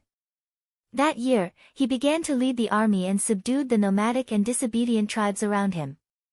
There were some swamps and barren mountains at the border of the Jiang Kingdom, which had no value at all. However, he had a unique vision and included those places in his territory. It took him another 3 years to make the surrounding small countries submit to him and merge into the Jiang Kingdom. After the territory of the Jiang Kingdom reached his expectations, he withdrew the army and returned to the capital. Then, he worked hard to govern the country, selected capable people, and devoted all his energy to the construction of the country. The Jiang Kingdom gradually became prosperous. After decades, the Jiang Kingdom was no longer a small country that was so weak that everyone could bully it. It was a powerful country that could be on par with Junlan and Sichuan. Although this golden age of his was built with iron hooves, and his cruel and violent image had been deeply ingrained in the eyes of other kingdoms long ago, in the eyes of the people of Jiang Kingdom, he was the good emperor who brought them a peaceful and happy life. Speaking of this, one had to mention Jiang Xiong's good name. He doted on his wife, loved his son, and loved his daughter. In this era where men were superior to women, it was normal for a man to have 3 wives and 4 concubines. However, this Jiang Xiong had always been the same. All the love in the harem was given to Empress Jiang Huang. It was said that this Empress Jiang Huang met Jiang Xiong when he led the army to war. Later, she followed him to expand the territory. It was said that this Empress Jiang Huang was an extraordinary woman. She did not lose to a man when leading the army to war. It was also said that this Empress Jiang Huang had a devastatingly beautiful face. This devastatingly beautiful Empress Jiang Huang gave birth to 2 sons and a daughter for Jiang Xiong. The eldest prince was 20 years old this year. He was the current crown prince, Jiang Yunli, the crown prince who was admired by thousands of people with both wisdom and beauty.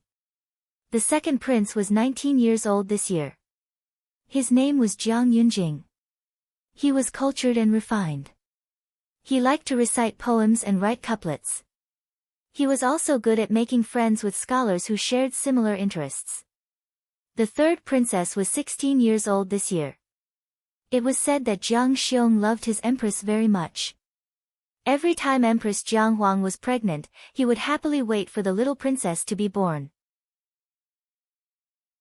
He hoped that he could have a daughter like Empress Jiang Huang. Unfortunately, it was always a dragon child. He was quite sad. After waiting for 5 years, he finally got a phoenix girl. He doted on her in every way possible. It was as if he wanted to pour all the fatherly love that he could not give to her. He named her Empress Jiang Huang. It was said that this little princess did not disappoint Jiang Xiong's expectations. She was slender and elegant and had a gentle personality. She was a good princess that the people praised in their hearts. After Chu Qingyan sorted out the information she gathered from Hualing, she made a conclusion. A dedicated emperor who worked hard for his country married a beautiful empress. They gave birth to a smart and handsome crown prince, a cultured second prince, and a beautiful princess. In short, this family was very good. Chu Qingyan was quite satisfied with her conclusion. However, these 5 good members of the imperial family made Chu Qingyan unable to make a move. Because the imperial family was harmonious and the country had good weather, they did not need anything. Thus, there was nothing they could use. A headache was a headache. However, in this era, it was really rare to have such a dedicated and not promiscuous emperor, as well as a harmonious imperial family. If there was a chance, she wanted to meet this family of 5. They were actually able to make the people talk about them enthusiastically. They did not complain and resent the people in power like in other countries. It had to be said that the emperor of Jiang country really had a way of governing the country. At this time, Xiao Su's voice made Chu Qingyan pull back from her thoughts. Did you find out how long this lockdown will last? This was also what she was concerned about. She looked at the manservant and waited for his answer. The manservant replied, this servant found out that regardless of whether the assassin is found within 2 days, the city will open and let them pass. This kind of news would not be spread among the people. However, the Yi family had connections and was not afraid that they would not be able to find out. However, the news of the assassination target was sealed by the Emperor of Jiang country. However, the Emperor of Jiang country did not know about it because there were only 3 women in the imperial palace. Empress Dowager Jiang, Empress Jiang, and Princess Jiang. She was thinking whether this assassination would be a breakthrough for them to find the ice crystal flower. Chapter 399. 2 days was not a long time, but to Chu Qingyan, it was like cutting a piece of meat. This was because the time they had left was slowly decreasing as time went by. She finally understood what it meant to pass by in a flash. Time was like sand between her fingers. Bit by bit, she could not hold on to it. But waiting was also torturous. Especially in Jiang country's capital, where even a bird could not fly in. Huoling could not even bring people into the city to gather information. On this day, Chu Qingyan was practicing her sword again, but for some reason, every move was not smooth. Instead, it was exhausting her mind. She stopped and looked at the sword in her hand. A sense of irritation filled her heart. At this time, a series of slow footsteps approached. Chu Qingyan heard the sound and looked up. It was Dugu Qing. Chu Qingyan put away the irritation in her heart and smiled. Big sister Dugu, why are you here? Usually, at this time, shouldn't she be in the kitchen helping Yilingfeng boil medicine? Thinking of this, Chu Qingyan could not help but want to laugh. She heard from Xining that Dugu Qing had already burned 3 medicine furnaces. The servants in the kitchen were so scared that they all applied to the Yi family steward for a transfer. No matter if it was to wash the stables or sweep the leaves, it was fine as long as they were not in the kitchen. It could be seen that Dugu Qing's killing power was unparalleled. I finished boiling it 2 hours in advance today and already sent it over. But he has not woken up yet, so I went back to my room first.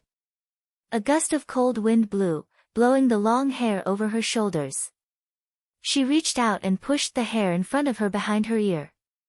Because of this action, Chu Qingyan saw the wound on her hand. Although it was bandaged, it was still hard to not see the deep and shallow scratches. Chu Qingyan's eyes moved slightly. This young miss who usually did not do any household chores could do this for the man she liked. It was already very admirable. But it was a pity that she did not know if that man would be moved. Little Qingyan, I was going to go back to my room, but I saw you practicing your sword here, so I came over. Dugu Qing did not notice her gaze on her hand as she leaned against the tree trunk behind her. She seemed to be sleepy as she asked in a daze. Seeing her sleepy look, Chu Qingyan couldn't help but laugh. If you're tired, go back and rest. What are you doing here? She brewed the medicine 2 hours earlier, and it was only dawn today. It could be seen that she didn't sleep much last night. Chu Qingyan couldn't help but urge her to go back and catch up on sleep. It's not too late to go back later. It's just that I saw that you were impatient, so I came over to chat with you. Duguqing smiled slightly, her red lips parted slightly, and the wind blew her jade belt, while the sun shone on her pomegranate skirt. Cheng Yanlua's eyes were bright and kind. Her smile was bright and beautiful, but when she wasn't, she was cold and elegant. As for the Duguqing in front of him, she was the water spirit. She was extremely beautiful, and her eyes were filled with emotions. Chu Qingyan thought that if Cheng Yanlua was described as bright and beautiful, then Duguqing would be bright and beautiful. One had excellent medical skills but a sharp tongue but a soft heart, while the other was careless and stubborn because of love. If she were a man, she would definitely be subdued by these two extraordinary women. Unfortunately, she wasn't. You can tell that I'm in a bad mood.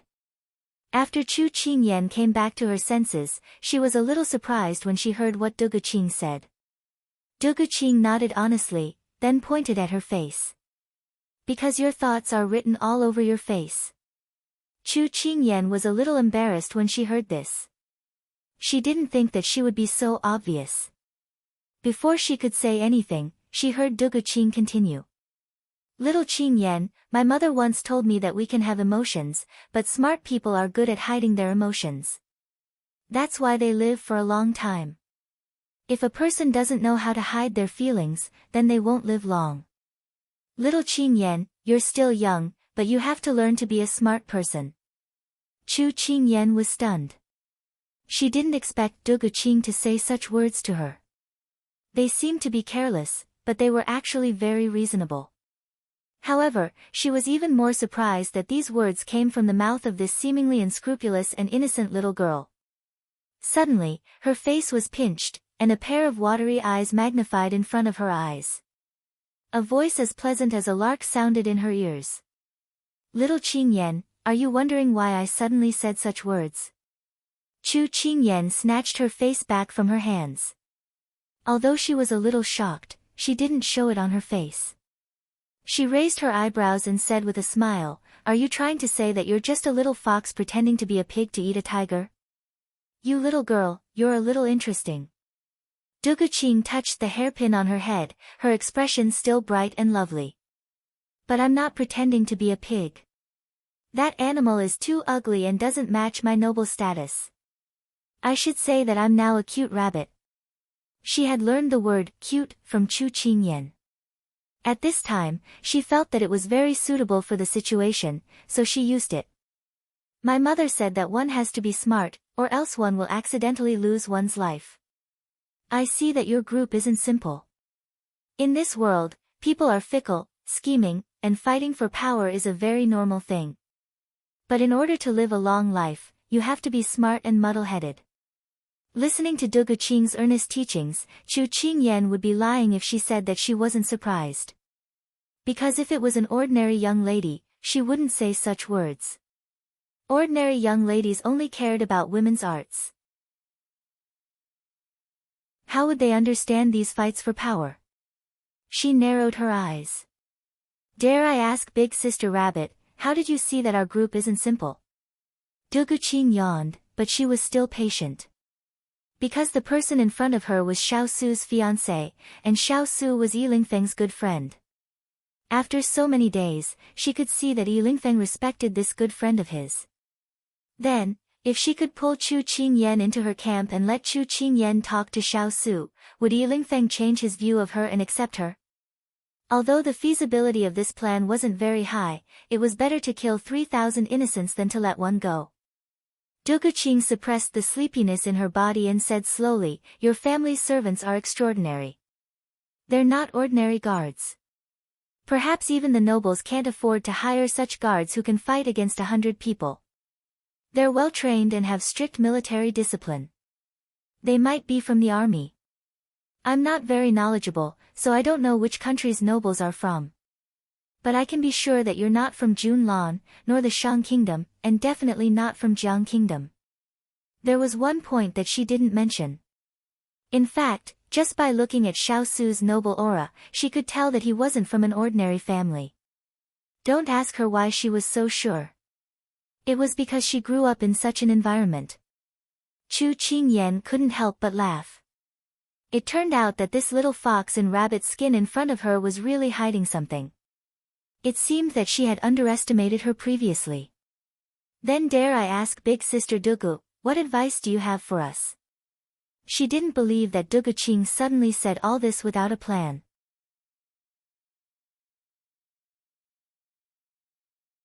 Chapter 400. I don't dare to advise you.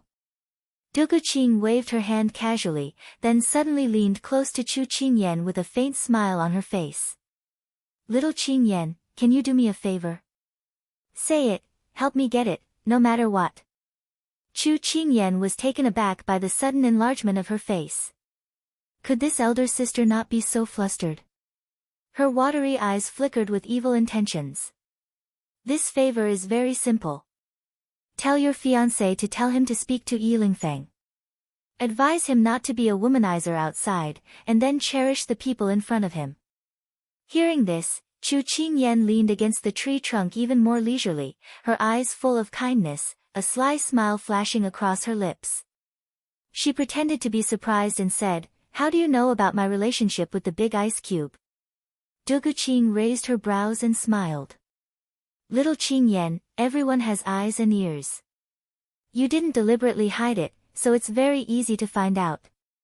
Chu Qingyan nodded in understanding. But you forgot one thing. We haven't gotten married yet, so I can't do this pillow talk. She spread out her hands in distress, expressing her helplessness. Why are you such a blockhead? Don't be so formal when doing things. You can just indoctrinate him normally. Dugu Qing was exasperated at her failure to live up to her expectations and poked her forehead with her finger. Chu Qingyan cursed in her heart. She was just taking the opportunity to tease her, but she was caught by her to educate her. It seemed like she had really shot herself in the foot. She avoided her finger and said calmly, It's not impossible, but you said to cherish the person in front of you. Where is the person in front of you? Dugu Qing heard this and immediately retracted her naughty finger. She pinched her handkerchief with both hands and returned to her gentle and ladylike appearance. She blinked her eyes delicately. Little Qingyan, I am. Chu Qingyan felt like she was going to vomit out last night's dinner. Sister Dugu, don't you think that sometimes it's more useful to do it yourself than to have others help? Although the two of them were just fooling around, she still believed that the relationship between a man and a woman depended on the efforts of both parties. If others interfered, it was very likely that it would be more of a hindrance than a help. If I could do it alone, I wouldn't have to lower myself to ask for your help. The lovely and moving person suddenly became delicate and pitiful. Her bright and beautiful smile became worried in the blink of an eye. Isn't Yilingfeng known as the capital's most affectionate man? Why can't I move his heart after doing so much? Seeing that we can enter the imperial capital tomorrow, I'm afraid that once we enter the city, he will turn his back on me and abandon me in the blink of an eye. Chu Qingyan thought about their interactions along the way. It was indeed Dugu Qing who took the initiative and Yilingfeng who accepted passively. Yilingfeng's acceptance was probably due to his gentlemanly demeanor. However, Yilingfeng remained indifferent towards such a great beauty throwing herself at him. This made Chu Qingyan have a whole new level of respect for him. However, Chu Qingyan didn't understand Yilingfeng. He believed that he was very principled. He pursued women who moved his heart, but once he got his hands on them, after coaxing them, he would easily lose interest and move on to the next target. However, because he adhered to the principle of parting on good terms, those women who received his gold, silver, and jewelry were more reluctant to part with him than pestering endlessly like Dugu Qing. Do you want to change to another person? This kind of man might not be a good match. As a bystander, Chu Qingyan really felt that she was too tired. If she wanted to move an affectionate but heartless person, it would be impossible unless there was a red rain under the heavens. Because heartless people have no heart. Little Qingyan, do you think that liking someone is very simple? It's like buying things in a shop. If this one doesn't work, then change to another one. Duguqing slowly withdrew the smile on her lips. With a serious expression, she looked at Chu Qingyan's seemingly pitiful gaze. She slightly turned her head and missed that line of sight. She looked blankly at the dim clouds in the sky. This is the first time I've left home. The world is so big, I want to go out and see. If I stay in a corner, I will become a frog at the bottom of the well. Her voice paused. But I didn't expect to meet a man who is different from the ones I've been in contact with before. He is flirtatious but not vulgar. He is happy but not lustful. Poetry, music, chess, calligraphy, painting, astronomy, geography, eating, drinking, gambling, there is nothing he doesn't know. This kind of man, when he smiles, he is the dazzling star in the night sky. But when he smiles, he doesn't smile. Her eyes slowly regained their vigor. She looked at Chu Qingyan, who was deep in thought because of her words. Although I know that he might not be a good match, I still want to try. Although it is silly to be a moth to a flame, but what if it can melt a cold heart? I don't have any good points, but I won't turn back until I hit the south wall. The smile on her lips slowly widened, but her voice was a little soft. In the past 15 years, I have never been willful. I want to see how far I can go if I am willful this time. Chu Qingyan couldn't help but think of a sentence. In a person's life, there should be a journey that one can take as they wish, and a love that is willing to sacrifice oneself. And Duguqing's words just so happened to perfectly explain this sentence. Okay, I'll give it a try. Whether I can succeed or not depends on my luck. Chu Qingyan looked at her calmly. It's not bad to play the emotional card, thank you little Qingyan. A smile of success appeared on that bright face. Chu Qingyan's face darkened. It turned out that she had been tricked by her just now. By the way, little Qingyan, why are you going to Jiang country? Seeing little Qingyan's face change because of her words, Duguqing immediately changed the topic, wanting to gloss over it. However, Chu Qingyan didn't really want to bicker with her. After thinking about it, she felt that there was nothing to hide. We want to go to the imperial capital to look for the ice crystal flower. Ice crystal flower. Although the name is not bad, I have never heard of it. Duguqing shook her head. But why are you looking for the ice crystal flower? Chu Qingyan thought to herself. If you have heard of it, then it's not difficult. This ice crystal flower has probably been extinct for decades. The ice crystal flower is a kind of medicinal herb. We need it to refine medicine. Other than the ice crystal flower, we also need the love grass.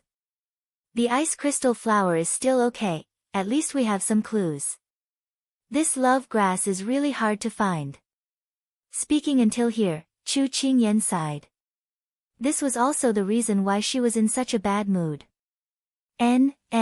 It's okay. As long as you work a little harder, you will find it. Where there's a will, there's a way. Just like how I relentlessly pursued Yiling Feng. Duguqing rubbed her eyes that were about to close and cheered her on. Chu Qingyan couldn't help but find it funny when she heard that. Her mood also relaxed a lot.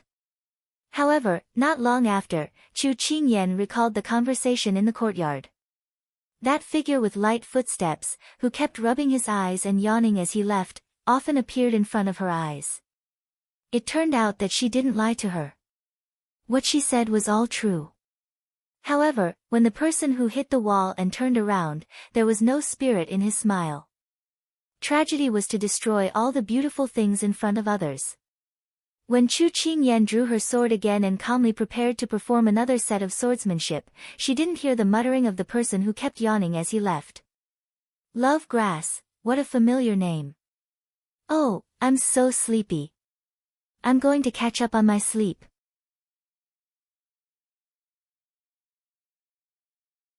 Chapter 401. The weather was getting colder. This was Chu Qingyan's first winter in ancient times, but it was colder than any winter she had experienced before. It might snow in a few days, Qing Yenluo murmured as she looked into the distance. Snow. Chu Qingyan caught on to these two words, and her interest was piqued. I have never seen snow in my entire life. Qing Yenluo heard her energetic voice and pursed her lips into a smile. You little girl, you're already wrapped up like a bear. When it snows, you won't even want to go out. Besides, it'll be even colder when the snow melts. Can your little body withstand it? Chu Qingyan almost exploded when she heard her teasing. I'm not that weak.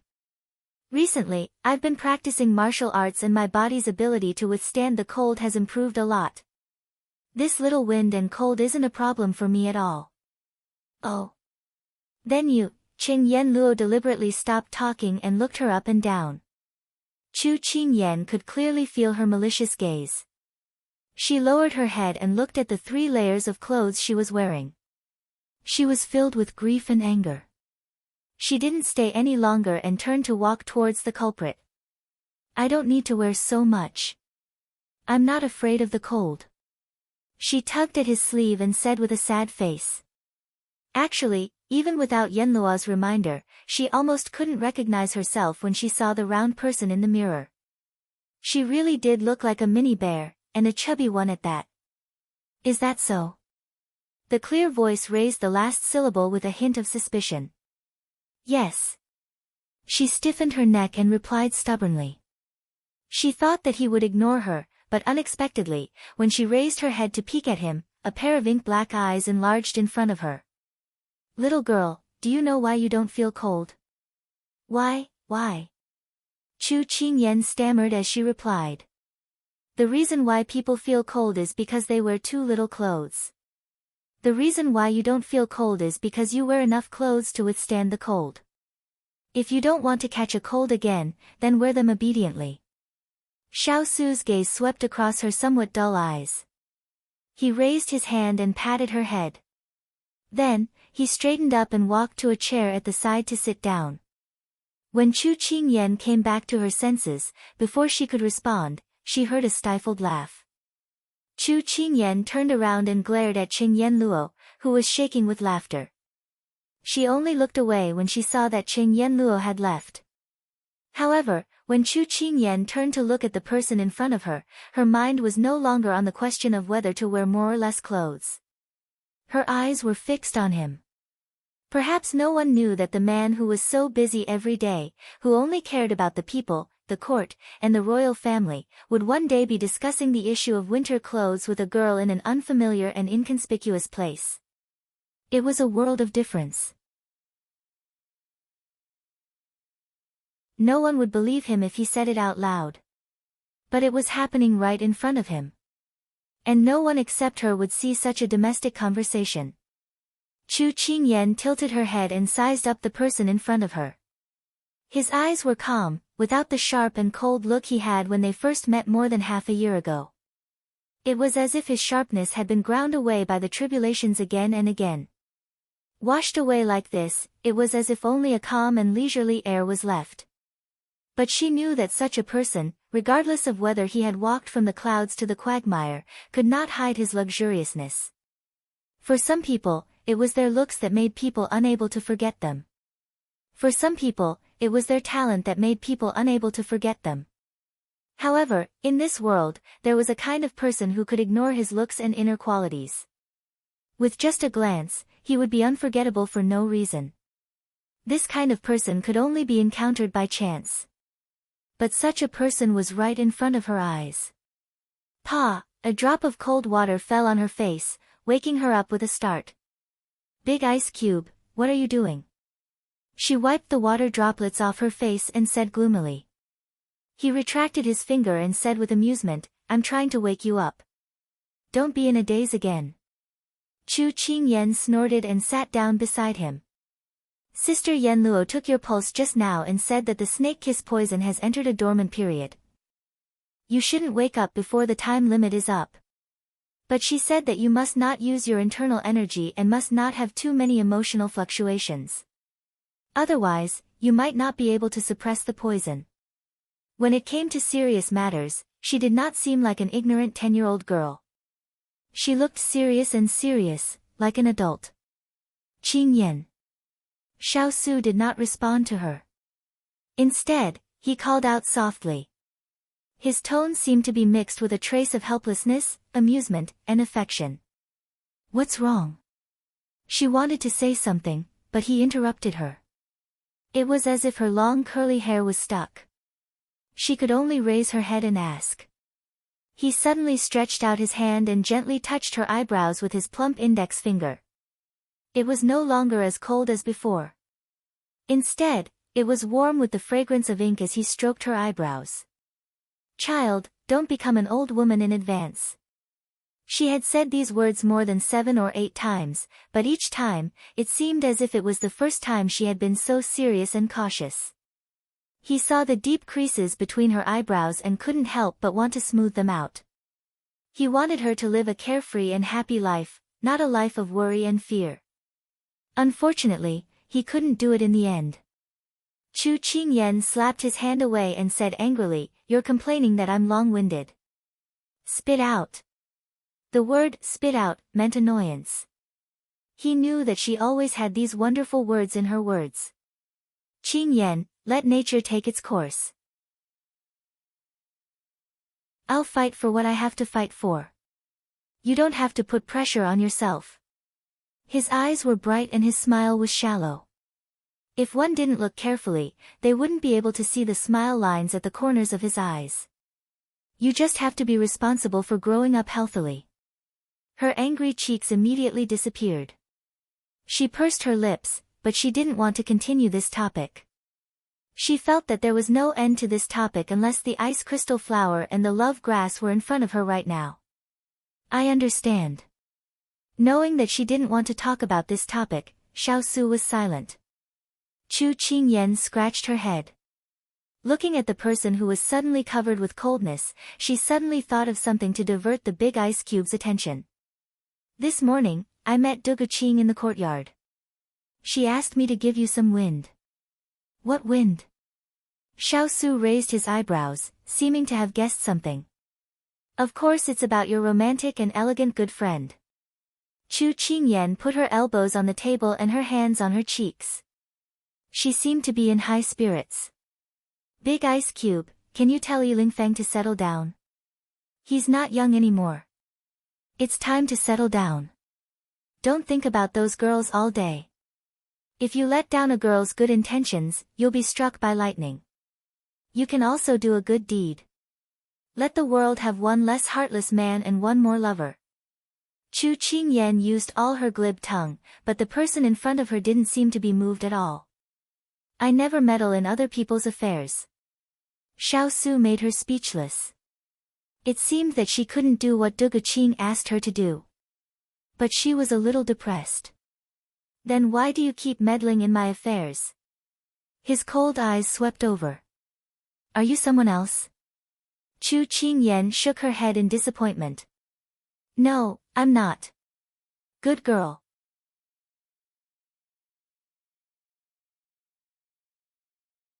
Chapter 402. When it rains, it pours. Just as everyone was packing their luggage and preparing to head to the capital. The weather was not on their side and it began to rain heavily. The winter rain was bone-piercing cold. Chu Qingyan hugged the hand warmer and looked at the endless winter rain outside the window. She felt helpless. Miss Chu, come and sit. Don't stand at the door, the wind is strong. Yilingfeng ordered the servants to prepare hot tea and pastries. He felt like he was going to fight this rain to the death. She slowly walked over and sat beside Xiaosu. Her voice was filled with worry. I don't know how long this rain will last. Let's not delay. If the rain doesn't stop in 2 hours, we should still set off. Anyway, this place is not far from the capital. We should be able to arrive in the evening. With that, Yilingfeng ordered the servants to head to the capital to make arrangements. That's good too. Chu Qingyan nodded, but she accidentally glanced at Duguqing, who was holding her cheeks with both hands. She couldn't help but shake her head with a smile. Clearly, Yilingfeng also noticed Duguqing's gaze. His body stiffened before returning to normal. He chatted cheerfully with Xiao Su beside him. For some people, the more you respond to them, the more they jump. If you ignore them, they will stop thinking about you. However, Yilingfeng didn't understand Du Guqing. She was the kind of person who became braver the more she was defeated. The sound of the rain covered the voices of the young people in the room. If it wasn't for the anxiety in her heart, Chu Qingyan would feel that this kind of place, this kind of environment, actually gave people a feeling of peace and comfort. Little Feng, is your waist better? After Mr. Chu finished the pastries and tea, he turned to look at Yilingfeng, who was standing not too far away. Everyone couldn't help laughing because of Father Chu calling him Little Feng. They didn't know why, but after seeing Yilingfeng, Father Chu shifted the attention of White Impermanence, Black Impermanence, Hollow, Little Yama, and Blockhead to him. Hualing and the others almost lit up fireworks to celebrate because of this. They were no longer fun in Father Chu's eyes. When Yilingfeng heard these 3 words, his eyes twitched. This Little Feng sounded no different from a little lunatic. He had no enmity with Father Chu, and he didn't think that his charm was enough to attract Father Chu's attention. Why did he keep pestering him along the way? It's almost healed. Yilingfeng gritted his teeth. Thanks to Father Chu's reminder, he remembered the humiliation of being kicked away a few days ago. What a painful realization. I don't think you're fully healed yet. Look at you, you're talking like a pregnant woman holding her waist. So, when we depart, let Dugu take care of you. Look, you didn't bring any maidservants to take care of you, and the courtyard is filled with manservants. They aren't as attentive as the maidservants. Father Chu rambled on. Yilingfeng felt as if a few crows were croaking above his head. He looked at Du Guqing's rosy cheeks and immediately wanted to refuse. Chu Machen's father turned to Xiao Su and said, Son-in-law, don't you agree with me? Xiao Su faintly nodded. Yilingfeng's eyes widened. He was betrayed by his brother just like that. Thus, Father Chu beamed at Yilingfeng and said, Son-in-law also agrees. Little Feng, you have to thank Little Qing. She spared no effort to take care of you. Yilingfeng's smile stiffened on his face. He looked at Du Guqing, who was smiling at him beautifully, and the corners of his eyes twitched again.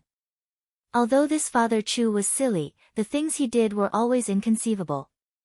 He didn't forget that Hualing had described the ridiculous things that Father Chu had done along the way. However, this was only limited to outsiders. Those who were teased by him suffered unspeakably, like Ethereal and Qingyan Luo. Thus, Yilingfeng could only swallow his anger. He didn't want to provoke such a troublesome character. If he really caught him off guard, his reputation would really be ruined. Thus, Yilingfeng tacitly agreed to Father Chu's suggestion. Chu Qingyan, who had witnessed all of this, didn't know what her father was up to. However, she could vaguely guess that her father was addicted to moonlighting and had already turned his target to Yilingfeng and Du Guqing. However, Chu Qingyan also guessed that Du Guqing might have taken the initiative to ask her father for help. Because Du Guqing's mouth was sweet and often made Father and Mother Chu happy, Father Chu and Du Guqing had established a deep revolutionary friendship along the way. Look, Du Guqing even gave her father a thumbs up. Chu Qingyan could only smile and shake her head. However, she sincerely hoped that her father could help. After these few days of observation, if Yilingfeng could be more serious, he would be quite compatible with Du Guqing. However, Yilingfeng didn't want to give up just like that. He originally didn't want to reveal his trump card, but Xiao Su's nod just now was like the straw that broke the camel's back. Yilingfeng's lips curled into a sinister smile. Do you know that because of the assassination in the palace, the entire city is under martial law? From today onwards, you can only enter the imperial capital with a travel pass from your country. At this point, Yilingfeng deliberately paused and looked at Xiao Su. Brother Xiao, I remember that your travel pass was provided by Junzi Sheng, right? The travel pass from other countries has to be stamped at the relay station to confirm your identity. However, if you want to go to the relay station to verify your identity, it might be a waste of time. Thus, I found someone last night to get a new travel pass, so you don't need to go to the relay station anymore. Chu Qingyan nodded. She felt that Yi Lingfeng was very thorough in his work and wasn't as unreliable as he appeared to be. Many thanks for young Master Yi's help. Chu Qingyan smiled and thanked him. Xiao Su's hand that was holding the cup paused and he looked at Yi Lingfeng suspiciously. Every time he smiled so slyly, it meant that the matter wasn't so simple. You're welcome. This is what this one should do. However, Yi Lingfeng looked at Xiao Su with some vexation. This travel pass, Yi Lingfeng's hesitation succeeded in whetting everyone's appetite. Is there a problem with this travel pass? Chu Qingyan put away the joy in her heart and asked with a puzzled expression. Yi Lingfeng snickered inside but didn't show it on his face. His expression was troubled, because the imperial decree has just been issued and we are in a hurry to leave. It really isn't easy to match your identity. If you have something to say, say it. Xiao Su narrowed his eyes and said. Yi Lingfeng glanced at him. I'll let you be smug for a while. Let's see if you can still be awe-inspiring later. AI, in your group, there are children, adults, elders, and guards. I only have one travel pass that matches your identity. At this point, Yi Lingfeng purposely kept them in suspense. Everyone held their breaths and listened. Then he slowly said, that is a young miss from a merchant family bringing her parents and child husband to the imperial capital to play. It sounded quite normal. Wait. Child husband. What the hell was that?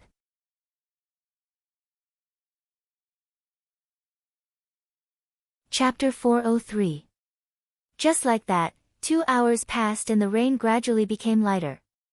Finally, the sun pierced through the clouds and poured its light onto the earth, but the weather was still cold. Everyone had already gotten into the carriage and were preparing to head towards the Jiang country's capital. According to the plan, they would arrive at the capital in the afternoon. Everyone should have been excited, but on the way, everyone was in a state where they wanted to laugh, but didn't dare to laugh. Child husband. Their wise and powerful master had suddenly become the little princess consort's child husband. Ha, ha, ha, ha, ha, they were secretly laughing in their hearts. They were suffocating to death. The fire spirit, wood spirit, and the others were communicating with their eyes. Young Master Yi's move was too ruthless. Inside the carriage filled with cold air, Chu Qingyan held the travel permit in her hand. She really wanted to laugh, but because of the dark-faced person next to her, she could only hold back her laughter and did not dare to laugh out loud. It had to be said that Yi Lingfeng had stepped on Big Ice Block's reverse scale. Big Ice Block, don't bring disaster to the fish in the moat, this has nothing to do with me. Chu Qingyan raised her hands and innocently said to Xiao Su. No matter how much the Big Ice Block spoiled her, he still had a male chauvinist mentality. How could he accept this kind of title? Child husband. That was someone who was raised at home from a young age to be the husband of his daughter. Xiao Su's expression was not happy. This Yi Lingfeng had injured his head and not his waist. He actually dared to play this trick on him. Big Ice Block, calm down. As the saying goes, a real man does not care about trifles. Don't take it to heart.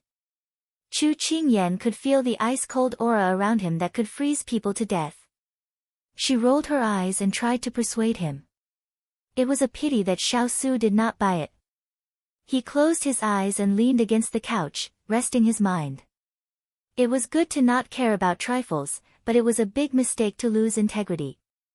Although the little fellow had nothing to do with this matter, he still felt uncomfortable, so he simply did not want to see her. Chu Qingyan didn't know what he was thinking.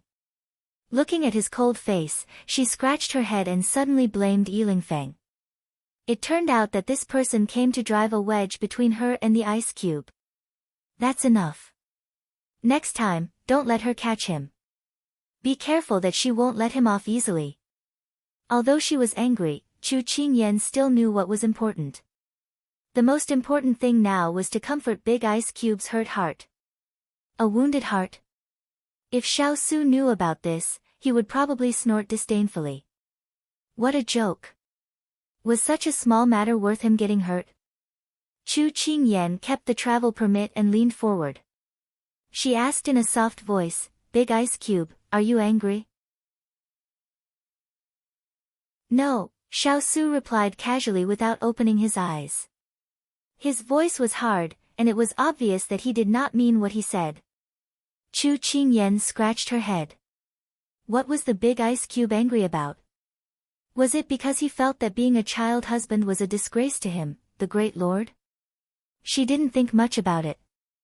She reached out and hugged his arm, pressing her body against his. Big Ice Cube, it's just an identity. Don't take it to heart. At most, I'll be your child bride, okay? Once a person became anxious and wanted to comfort someone, they would often say something unexpected, something that even they had not thought of. For example, Chu Qingyan at this time. Chu Qingyan was stunned when she said this. What the hell did she say? However, this sentence didn't seem to move Xiao Su at all. Instead, it made him open his eyes. His clear and cold eyes were like a cold winter breeze, somewhat cold. Haven't you always been my child? Xiao Su replied matter-of-factly. Chu Qingyan frowned. Could it be that Big Ice Cube had always treated her as his child bride? Alright, don't think too much. Close your eyes and sleep. Xiao Su changed his position and reached out to pull the person in his arms into his embrace. He was just teasing her just now. He had never understood what kind of existence she was to him. But he had never thought of delving into it. Ever since that night of kneeling, he could only let nature take its course for many things. If she wanted to stay by his side, he would ensure that she was happy and healthy. If she wanted to leave, he would not force her to stay. He would protect her in the dark for the rest of her life. He never forced the people who were with him, nor did he treat them unfairly. The person beside her closed his eyes again, and his breathing gradually became long. Chu Qingyan listened to the strong heartbeat beside her ear, and she could not help but smile. Whether it was a child husband or a child bride, it was fine as long as she and Big Ice Cube were safe and sound. The person beside her gave her a feeling of peace that she had not experienced in the past 20 years. Just like now, she could let down her guard and sleep in his arms without worry. What kind of feeling was this? Sometimes she would think. It was not like friendship, but more like family. What else? What else? She did not think about it anymore. Because she had no direction to think about. It was not Chu Qingyan's fault. In the 20 years of her life in the modern world, she was a scholarly generation with a strict upbringing. When she was supposed to have her first awakening of love in middle school, the elders in her family had held a late-night discussion with the main point that she was not allowed to fall in love early. In high school, her parents had high expectations, so she focused on her studies. When she went to university, she was surrounded by many outstanding men. But since middle school, she had always remembered the teachings of the adults and never touched that aspect. This caused her to form a habit and naturally avoided any kind of relationship with men. So even in ancient times, when she became dependent on Xiao Su and had other feelings, she did not know about it. Because she had never thought about it that way. However, liking someone was an instinct. Sooner or later, the clouds would be parted and the sun would shine. It was just a matter of time. When Chu Qingyan woke up from her sleep, she happened to arrive at the imperial capital's gate. It was noisy and noisy. 2 rows of guards armed with spears were facing each other, forming a passage. Everyone who wanted to enter or leave the city gate had to go through the guards' inspection. When in Rome, do as the Romans do. Everyone got off the car to be inspected. This was not the first time they were inspected, so everyone was very calm. Chu Qingyan was now representing the head of the family. She led everyone to the table. Behind the table sat a guard wearing a blue official's uniform. He did not even raise his eyes as he said, "Guide." Chu Qingyan handed it over. The guard flipped it open as usual. However, when he saw the information inside, he immediately raised his head and glanced at Chu Qingyan before looking behind her. His eyes were filled with mockery as he said, "Identify each of you one by one. Once you confirm that there is no mistake, I will let you pass." Chu Qingyan felt that this guard was deliberately making things difficult for her. However, a strong dragon could not suppress a snake in its territory. She could only follow his orders.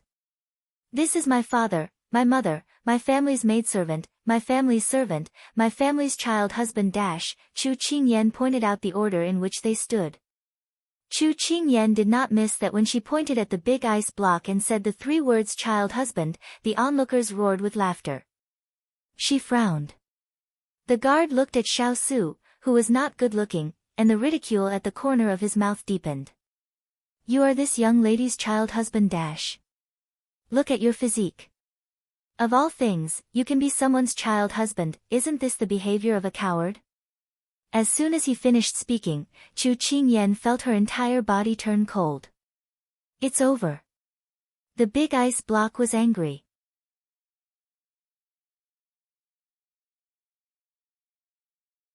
Chapter 404. That square-faced guard did not feel the sudden drop in temperature. He looked at his subordinate beside him and looked at Xiao Su with disdain. He said in a voice full of disdain, "You have hands and feet, you can casually go out and make a living, but you're willing to stay under another girl and be a gigolo. You're simply a disgrace to the men of our Jiang country." The Jiang country's territory was personally established by the Jiang country's emperor. His deeds had affected many generations of people, to the point that the men of Jiang country all saw him as their role model. They worked hard to improve themselves and were unwilling to lower their heads. They felt that men should be ambitious and at the very least, they should be indomitable and create their own world. So when they saw that a man of Jiang country was willing to be a child husband for someone else, it was simply a great humiliation. When that square-faced guard saw the information on the travel permit, his heart was filled with disdain. With every word that square-faced guard said, Chu Qingyan and the others felt the temperature around them drop. The mocking gazes and laughter all fell onto Xiao Su. Huo Ling and the others had already reached their hands to their waists. As long as their master gave the order, they would not hesitate to kill to protect their master's dignity. What a joke, how could their master be a gigolo? When their master was killing enemies on the battlefield, these people were probably still wearing diapers and playing with mud. They actually dared to laugh at their most wise and powerful master, they were simply tired of living. As for Yi Lingfeng, he was filled with regret at this moment. If he had not changed the travel permit to Jiang country's identity for a moment of pleasure, Xiao Su would not have suffered this humiliation. He looked at his good friend whose face was so dark that it could sink into the ground. He knew that he could not cause a commotion right now, otherwise all their efforts would go down the drain. Just as that square-faced guard wanted to say something, Chu Qingyan raised her head and cut him off with a smile. "This officer, this is my family's child husband. When my family was in trouble, he reached out to save us. When he was wrongly accused, he never bent his back. He is indomitable and unyielding. In this girl's eyes, he is not someone who only knows how to eat. It is because of him that my family's business can flourish. He is not a gigolo, he is my family's man. Officer, please don't misunderstand." Chu Qingyan's words were spoken gently and without a hint of anger. It was precisely because of this that the square-faced guard listened to her. The mockery on the square-faced guard's face faded a lot. However, how could he take back what he had said? He turned to face Xiao Su, who was as dark as water. "A child husband is still a child husband. It's too unpleasant to hear. You'd better take care of yourself." As soon as he finished speaking, the square-faced guard met with Xiao Su's cold eyes. After experiencing the tempering of drinking blood on the battlefield, how could those eyes of his have the sharpness and killing intent that ordinary people could have? That square-faced guard was so frightened by this glance that he retreated a few steps. He only managed to stabilize his body with the support of his subordinates. When he looked at Xiao Su again, he had already shifted his gaze to the little girl. At this moment, the citizens who were stranded behind and wanted to enter the city started to shout impatiently. Only then did the square-faced guard stop pestering them and wave his hand impatiently to let them pass. Although Chu Qingyan did not like this snobbish guard, she had no choice but to lower her head in Jiang country. She took the travel pass and led everyone into the city. After the guard's line of sight, Yi Lingfeng immediately walked up, looking like a little wife. "Brother Xiao, it's my fault. Are you all right?" After saying that, he looked at Xiao Su cautiously. At this moment, Xiao Su's lips were curled into a smile, but his eyes were icy cold. His gaze swept past Yi Lingfeng. Yi Lingfeng shuddered, feeling as if that gaze was cutting him into pieces. "Yi Lingfeng, you're very good." His voice rose. It was a faint smile, so deep that it made people tremble. Yi Lingfeng's shoulders drooped. It was over. He had stepped on his bottom line. After saying that, Xiao Su nimbly got into the carriage and ignored him. Chu Qingyan shook her head. Just as she was about to get into the carriage, Yi Lingfeng pulled her sleeve. She turned her head and saw Yi Lingfeng looking at her with a mournful expression. "Miss Chu, help me put in a good word. Don't make him angry. Otherwise, I will be very miserable. Young Master Yi, you have to finish the path you chose even if you have to kneel down. You planted the seeds, and you have to bear the consequences even if you cry. I really can't do anything." Speaking of which, she really wanted to beat Yi Lingfeng up. But he was Big Ice Cube's old friend, so it was not good for her to do it.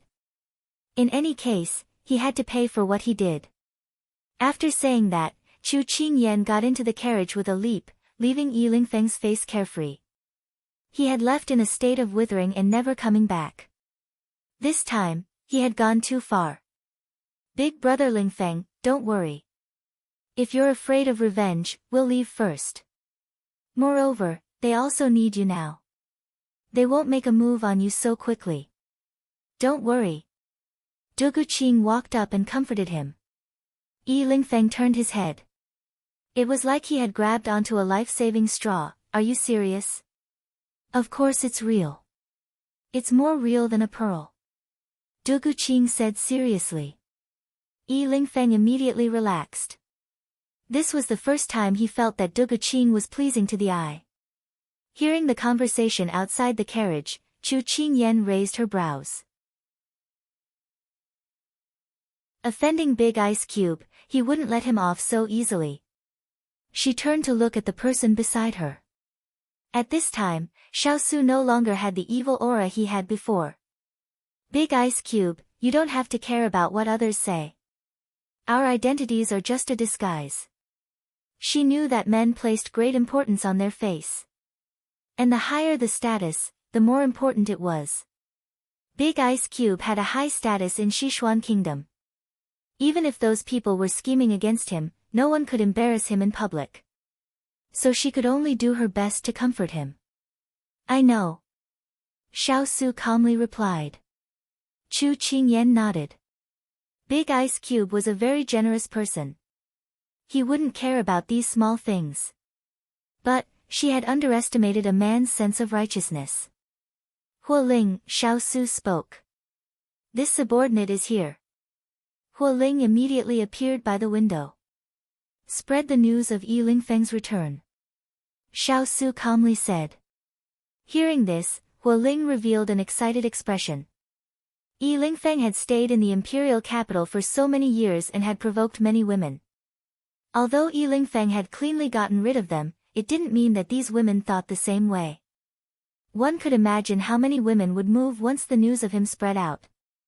It really made people look forward to it. "Also, you should know how to deal with that guard," Xiao Su continued. "This subordinate understands." Huoling clenched his fists. He already couldn't take it anymore. Chu Qingyan sat on the side and watched her Big Ice Cube calmly give orders. He had dealt with 2 people without batting an eyelid. Fierce enough. "Yi Lingfeng, good luck to you. Chu Qingyan could already foresee what kind of disaster he was going to face when he returned this time.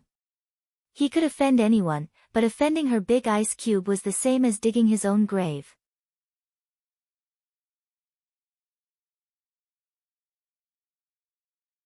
Chapter 405. The capital of Jiang Kingdom was as bustling and lively as she had imagined. The bustling crowd, the busy streets, and the row upon row of shops. The sun was about to set, and the dim yellow sunlight stretched the wine flags and signboards diagonally. Even the cold wind that blew carried the fragrance of the 5 grains. This was a country that was not inferior to Sichuan and Junlan. However, in Chu Qingyan's eyes, Jiang Kingdom was more peaceful than Sichuan and more stable than Junlan. This was because she could tell the current situation of this country from the expressions of the people. Chu Qingyan leaned against the window as the carriage moved forward slowly. The shops in front of her flashed past one by one. There were tea houses, restaurants, pawn shops, snack shops, and pastry shops. She looked at them one by one and did not pay much attention to those shops. She just wanted to remember this feeling.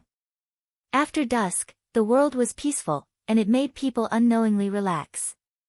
Chu Qingyan decided to include Jiang Kingdom's capital as one of her must-visit tourist attractions. A thought flashed through her mind, and she couldn't help but turn her head. With a relaxed expression, she asked the person who was resting with his eyes closed, "Big Ice Cube, do you like a life of war or a life as plain as water?" She asked this question because she was influenced by the gatekeeper. That was why she was curious. Big Ice Cube had been leading troops for so many years in a difficult environment, but he was also free and unfettered. Hot-blooded men were not willing to be ordinary. She wanted to know, if he did not walk in a life of war in the future, would he be able to adapt to that plain and uneventful life? Hearing her question, Xiaosu slowly opened his eyes. His dark mirror-like eyes sparkled slightly, and they were even more beautiful than the gradually darkening sky. The light was not concentrated in his dark eyes, and it could be seen that he had fallen into deep thought because of Chu Qingyan's words. War of war. Plain as water. His thin lips parted slightly, and his voice was faint, but it was not as cold as before. He frowned slightly, and the light in his eyes gathered slightly. He looked at the person who was leaning against the window and looking at him with her chin resting on her hand. What kind of life do you want to live? Chu Qingyan chuckled. Big Ice Cube probably didn't know what kind of life he liked, so he threw the question to her. However, she still thought about it seriously because she had never considered this question before. I want to live a peaceful life, I want to be happy, I want to be exciting, I want to be free, I want to do whatever I want to do. Although I don't know what I want to do now, I think that as long as I am willing, I will eventually find it. To stand up and walk, I need courage. To do what others don't dare to do, I need to be fearless. Perhaps my future choices will be different from others, but only by doing what I love can I achieve extraordinary results. Chu Qingyan thought as she spoke. She felt that her words were very messy. She said whatever came to her mind, but she knew that Big Ice Cube could understand her. Very good. Xiaosu nodded. He didn't feel that there was anything wrong with what she said. The life she wanted sounded very simple and there were no big ambitions, but he felt that it was very good. The simplest happiness was sometimes more difficult to achieve than those monstrous riches. Peace, joy, freedom, and excitement, there should be very few people in this world who would dare to admit that his current life could be like this. However, if he had the chance, he was willing to create such a life for her. At this time, Xiaosu was betrayed by his family and abandoned by his closest relatives. He didn't have much hope for those people in the Sichuan imperial city. Now, there was probably no one else who could be considered the closest to him except for this little fellow who had no blood relations with him. Therefore, he gave her all his love and didn't feel that there was anything wrong with it. It was because of this that the two of them were going around in circles until many years later. Every time they encountered the center of the vortex, they consciously avoided it. Only in the end, when their feelings intertwined and they couldn't control themselves, did they realize that they had fallen so deeply into the game. Only then did they realize that it wasn't overnight. Cool, this was something that happened many years later. Let's return to reality for now. Chu Qingyan was a little dissatisfied. She had said so much, but the big ice block only said 2 words, very good. He said that Yi Lingfeng was very good before, but then he turned around and had Hu Ling spread news of his whereabouts. Then what did he mean when he said very good to her? Big ice block, do you like this kind of life? She thought about it and couldn't help asking. Although she had always been with him, she still couldn't see through the person she was with day and night. She always felt like there was a veil separating them. He could see what she was thinking, but she didn't feel anything for him. Sometimes she wondered if it was because their experiences were different, the things they experienced were different, and the people they grew up with were also different. He was patient and good at hiding his emotions. As for her, no matter how much she tried to hide her emotions, it would always be revealed. However, she also felt that her skills couldn't compare to the big ice block. He was a great general who had led 3 armies and fought against enemies. She knew she couldn't compare to him, but she unknowingly felt a strange desire for the big ice block. She didn't want him to hide anything from her. As she thought of this, Chu Qingyan was shocked by her own sudden thought.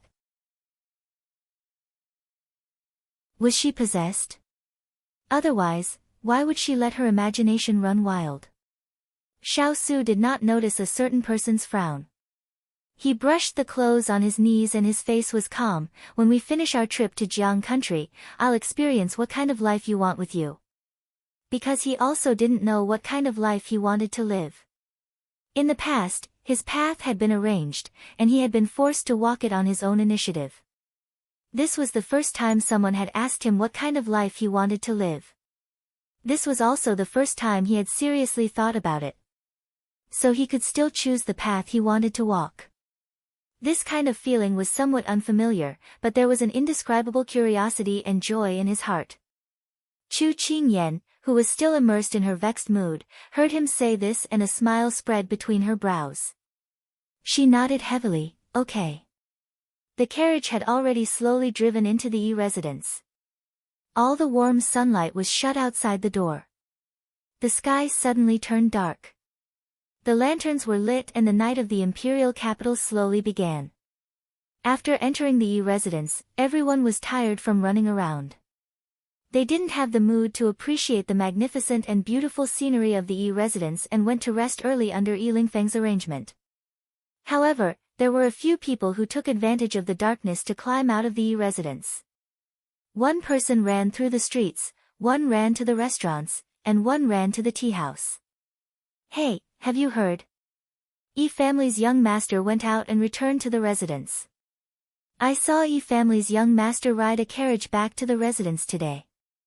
That spirited and handsome appearance is still the same as before. Yi family's young master is back. Such words were said by one person and passed by another. Soon, everyone knew.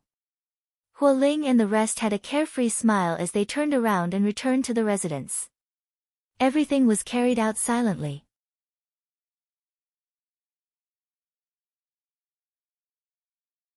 Chapter 406. What? Feng Lang is back. A woman with white lips and teeth stopped drawing her eyebrows. Her eyes shone with a green light, as if she was a starving wolf that had seen a piece of fat meat. You mean he's in the capital? Elsewhere, a beautiful woman in delicate clothes immediately pressed down the embroidered handkerchief in her hand, her eyes filled with shyness. Feng Lang is back. Quickly go and find out when he left. I want to have an unforgettable encounter with him. A woman with seductive eyes immediately ordered her personal maidservant. If you think there are only 3 of them, then you're underestimating Yi Lingfeng's influence in the capital's women's circle. In any case, a large group of fat and thin women were rushing towards Yi Lingfeng. Unfortunately, he was sleeping peacefully, unaware of the impending disaster. After a sleepless night, they slept well until dawn. Everyone gathered in the Yi residence's guest hall, enjoying the rare opportunity to not be on the move. The Yi family's elders were not in the residence. From what Yi Lingfeng said to Chu Qingyan, the two elders of the Yi family, Yi Lingfeng's parents, had gone out to play at the beginning of the year and had yet to return. Presumably, they would only appear in the residence on New Year's Eve. Yi Lingfeng had long gotten used to his irresponsible parents. Otherwise, he wouldn't have been in such a hurry to raise him and hand over the Yi family's business to him before patting his clothes and leaving the Yi residence. Chu Qingyan felt that only such playful parents could raise such an unrestrained son. However, without the elders in the residence, they could avoid unnecessary greetings and it made it easier for them to move around. After breakfast, at Yi Lingfeng's suggestion, everyone headed for the capital's bazaar. Because Mu Ling had a blueprint in her hands, she didn't finish it in time, so she stayed in the residence alone. Chu Mu's mother also stayed in the residence because she was tired from running around for days. Cheng Yenluo said she wanted to study herbs, so she stayed. Ethereal did the same. Thus, the group of people, Chu Qingyan, Xiao Su, Yi Lingfeng, Du Guqing, and Chu Mu's father, left the residence. Mistress, look, is that a steamed bun? Once out of the Yi residence, Xining was like a bird that had been released from its shackles. She looked here and there, full of curiosity about everything in Zhang's capital. Chu Qingyan really wanted to cover the incessant chattering mouth. She felt as though she was bringing Granny Lu into the Grand View Garden. However, when she looked in the direction Xining's pointing, she couldn't help but be surprised. A steamed bun of all people. It's adorned with sesame seeds, peanuts, ginger, chopped onions, and almonds. It's different from ordinary steamed buns. Look, that one, that's a rose bun steamed bun. That one, of it. Elder sister Dugu, why are you so familiar with this? She remembered that Du Guqing wasn't from Jiang. Du Guqing subconsciously looked at the person in blue robes. It was as if she had returned to the time when she met him on the streets of the capital. At that time, she was curiously standing in front of a pastry shop, sizing up the oddly shaped yet fragrant pastries. Then, he appeared just like that. Yi Lingfeng felt a gaze on him. He knew who it was based on the direction. However, he didn't look at her. Instead, he turned to talk to Xiao Su about interesting things in the capital. Du Guqing was already used to not getting a response. She smiled at Chu Qingyan and said, because I've been wandering around the capital for 2 months. I've walked through all the streets and tried all the delicacies here. Chu Qingyan nodded. So that's how it was. Just by looking at those simple steamed buns, they could create so many different designs. Chu Qingyan also wanted to go around the entire imperial capital to eat. Her foodie nature was exposed again. When Chu Qingyan asked, Du Guqing explained again. She didn't have enough, so she simply became Chu Qingyan's tour guide. She was responsible for explaining the delicacies and scenery along the way. When the group came to an arch bridge, Chu Qingyan couldn't help but think of the stone bridge over the West Lake in the legend of the White Snake. Many scholars and beautiful women met on that bridge, got to know each other, and then developed into lovers. Chu Qingyan was just fantasizing. She didn't expect that this scene would really happen in front of her. Feng Lang, what a coincidence. Why are you here? Didn't you go on a long trip? A woman with white lips and teeth appeared on the arch bridge. She looked at Yi Lingfeng in surprise and immediately went up to greet him. When Yi Lingfeng saw the woman, he waved the folding fan in his hand. At this time, his allergies were cured, and his appearance was still handsome. Today, he was wearing a blue robe with a jade pendant hanging from his waist. His face was bright like the moon, and his peach blossom eyes were like flowers full of love. So it's Miss Ru. What a coincidence to meet you here. How have you been? A magnetic and pleasant voice sounded, and Miss Ru's face turned red. Her cheeks were dyed red, and it was very lovable. I haven't seen Feng Lang for many days. I've missed you. I haven't gone out for a few days, so I'm a little bored. I wonder where young Master Yi is going today. This little girl can accompany you.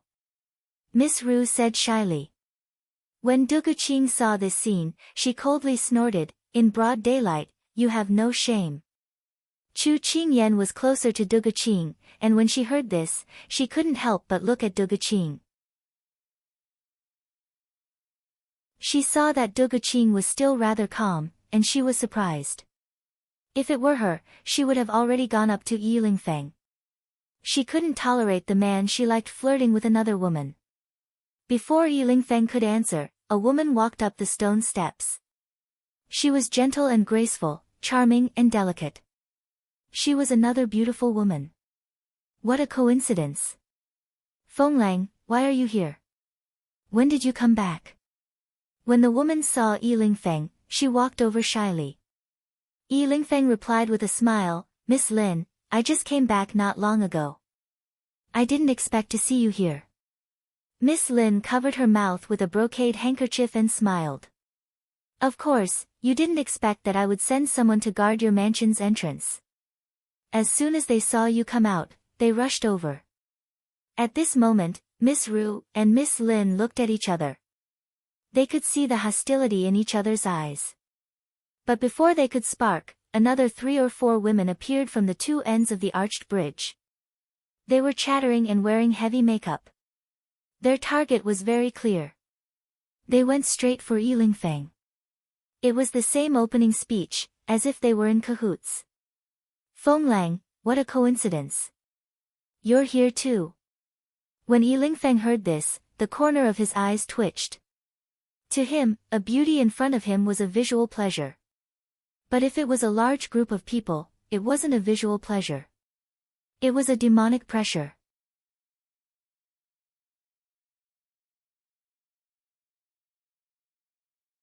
Chapter 407. Thus, on the bridge, it was not a meeting between a scholar and a beauty, but a farce that made people not know whether to laugh or cry. Where did you girls come from? Can't you see that I'm here first? You shrew, why are you squeezing me? Quickly move away. Good, you actually dare to step on me. Fenglang, the girls finally remembered their target and turned to look at Yi Lingfeng. Then, Hua Jiaoyu coquettishly said, quickly come and uphold justice for me. Then, Yi Lingfeng was drowned by the girls. Chu Qingyan had the foresight to draw a clear line between herself and Yi Lingfeng the moment the third woman appeared so that she wouldn't be implicated. At this time, she was watching this farce with Big Ice Cube and her father. She suddenly remembered Big Ice Cube's order to Hualing, Big Ice Cube, did you do this? I merely spread the news. How many people will act upon hearing the news is not within the scope of my concern. The corners of Xiao Su's mouth curled up slightly. His smile was as calm as autumn water, and he didn't have the slightest awareness of being the main culprit. This is called the butterfly effect. Chu Qingyan watched more and more young girls rush up and clicked her tongue. With one hand, she pulled her father who was watching a good show, and the other hand, she pulled Big Ice Cube and was about to walk down the bridge. Although she admired the ancient people's ability to build bridges, which were much stronger than modern ones, she knew that the bridge also had a limit. With so many people, she felt a lingering fear just thinking about it. After getting off the bridge, when Chu Qingyan calmed her breathing, she unexpectedly saw Dugu Qing's figure. Big sister Dugu, you don't plan to save young Master Yi? Teach him a lesson, so he won't always be a womanizer and attract bees and butterflies. Dugu Qing rubbed her eyes as if she was tired. At this time, Yi Lingfeng appeared in front of everyone with his clothes disheveled. The girls behind him were still arguing, as if they did not notice that the male lead had escaped. Cough, there was a small episode, please don't take offense. Yi Lingfeng coughed with an awkward expression. Just as he finished speaking, he met Dugu Qing's bright eyes and unnaturally looked away. He did not know why, but he did not dare to look at those pure eyes. Tidy up your clothes. Xiao Su looked at his clothes that had almost been stripped off in disgust. Then, he led Chu Qingyan to the other side. Only then did Yi Lingfeng realize that the buttons on his clothes had been unbuttoned and the jade pendant on his waist was nowhere to be found. His expression changed slightly. At this time, Dugu Qing passed by him and snorted coldly to express her dissatisfaction. If Du Guqing had scolded him, he would have felt that it was normal. However, she only looked at him coldly as he was surrounded by a group of women. He found it inconceivable. He tidied up his clothes and caught up with the people in front of him. Little Feng, do you know what it means to go too far? Chu Machen's father, who had been busy buying and eating along the way, raised his head from the delicacies and looked at Yi Lingfeng with a rare serious look. I do. Why do you ask? Yi Lingfeng looked at Mr. Chu in confusion. Jin Xian, who was walking to the side with his sword, heard Yi Lingfeng's words and could not help but look sympathetic. Usually, when Chu Machen's father asked a serious question, it meant that he was going to criticize you. If you did not believe him, please listen. Chu Machen's father swallowed the last piece of 5-flowered mantou in his mouth and said meaningfully to Yi Lingfeng, Little Feng, do you know what is the noisiest thing in the world? Without waiting for Yi Lingfeng to answer, Chu Machen's father answered his own question. The first is the cicadas in summer. The second is women. Of course, other than my Kai Kai and Dan Nyang. In everyone's life, marrying a wife and having a daughter is enough. Haven't you heard that 3 women make a show? Going too far is as bad as falling short. You will suffer. If they were not outside, Chu Qingyan could not help but want to shout out to her father. Father is wise and mighty, awesome. Chu Machen's father patted Yi Lingfeng's shoulder. He did not see his petrified expression and turned to his daughter with a cute smile, Kai Kai, I want 5 copper coins. I also want to eat that glutinous rice. In an instant, the atmosphere changed. Chu Qingyan motioned for Xining to take out the money from her purse and give it to her father. Then she asked, Father, I'll ask Xining to give you some money. You can buy whatever you want, okay? Chu Machen's father immediately shook his head, No, I only want 5 copper coins. I'll get it from you when I need it. Isn't that troublesome? Chu Qingyan did not understand. No, that's not the case. That way, you'll know that Daddy has no money, so you won't forget Daddy. Whatever Daddy wants, you'll buy for Daddy. Chu Machen's father took the copper coins, grabbed Jin Xian and skipped towards the stall, saying that he wanted Jin Xian to protect him. Chu Qingyan rubbed her head. Although her father's words were a bit strange and sometimes incoherent, she had to admit that her father's words made sense if she analyzed them carefully. Sometimes, I don't think your father is stupid. Chu Qingyan couldn't help but turn to look at him when she heard his comment. His inky eyes reflected the dark green water under the bridge and sparkled with a mesmerizing light. His black robe made him look as clear as snow and proud as frost. Actually, I don't think my father is stupid either. It's just that he doesn't show it.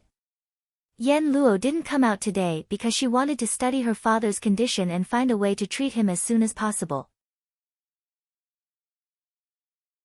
Chu Qingyan looked at the sun that had risen halfway in the sky and smiled slightly. No matter what kind of person her father was, he would be the person she wanted to be filial to for the rest of her life. As if sensing her emotions, Xiao Su's eyes softened and he raised his hand to cover her head. His voice was clear and gentle. Don't worry, everything will be fine. Yi Lingfeng still hadn't recovered from Father Chu's words. When he suppressed those inexplicable thoughts in his heart, he looked up and met Du Guqing's eyes again. As if she had seen through his thoughts, he turned his head away awkwardly and didn't look at her again. After Chu Yang's father returned, the group of people went to the nearest tea house. At the same time, it was also the tea house with the largest flow of people in the capital. As soon as they entered, the enthusiastic waiter came out to greet them. When he saw Yi Lingfeng, his eagerness deepened. Young Master Yi, you're here for tea today. Would you like a private room or? No, we'll just sit downstairs. Yi Lingfeng was familiar with the place. Then, under the waiter's guidance, he sat down at a table by the window. What would you like to drink? Seeing that they were all young Master Yi's friends, the waiter enthusiastically introduced them. We have all kinds of tea here. Longjing, biluakun, maojian, a pot of biluakun and a few plates of desserts. Yi Lingfeng waved his hand and dismissed him. Today, drinking tea was secondary. The most important thing was to gather information.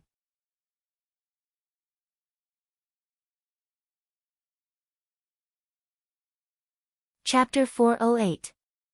There were all kinds of people in the tea house, and it was a must-visit place. Before the waiter's tea was served, wonderful news had already flown in from all over. Hey, have you heard? Some time ago, His Majesty invited a master from somewhere. Now, he's living in a Buddhist temple. Every 3 days, he has to go to the palace to recite sutras. Rumor has it that His Majesty wants to clear his mind and restrain his desires, but some people say that this master is there to catch demons. A bearded man dressed in gray took a bite of a large sesame seed cake and said mysteriously to the person sitting beside him. Before the person sitting next to the burly man could say anything, a scholarly person at another table exclaimed in surprise, "Monster? Brother, it's broad daylight, can you not scare people? People don't talk about strange things." The man tore off a piece of sesame seed cake and threw it into his mouth. His eyes were full of disdain for the scholar. "You rotten scholars who only know how to talk nonsense. I heard this news from those officials. Say, how many small countries did His Majesty trample over in the past? How could he suddenly believe in Buddhism? Thinking about it, it's a bit strange. Wow, big ice cube, does Jiang country have so much freedom of speech? Aren't you worried that you'll be arrested in the name of the emperor for talking nonsense?" Chu Qingyan was surprised. Hearing Chu Qingyan's doubts, Yi Lingfeng smiled and said disapprovingly, "Jiang country has a free culture and freedom of speech. As long as you don't go overboard, no one will pay attention to you. So open, that's good." Chu Qingyan couldn't help but praise. That scholar didn't say anything because of the man's murderous look. Presumably, he also felt that what the man said made sense. Someone heard the man and scholar's conversation and whispered, "Sister, I heard that the master is very young.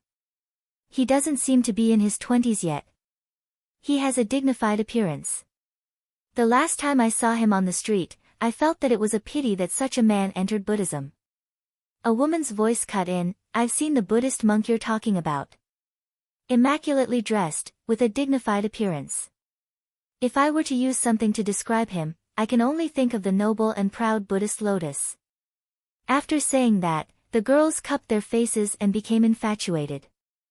Chu Qingyan couldn't help but widen her eyes as she listened to their descriptions. Not even 20 years old, but a Buddhist monk with a dignified appearance. Buddhist lotus? She formed an image in her mind. Su Jian. Impossible. Wasn't he in Sichuan? How could he appear here? Chu Qingyan immediately dispelled this guess. At this time, Yi Lingfeng opened his mouth, "I've also heard of His Majesty inviting this master. At that time, I was just about to pick you up, so I didn't pay much attention to him.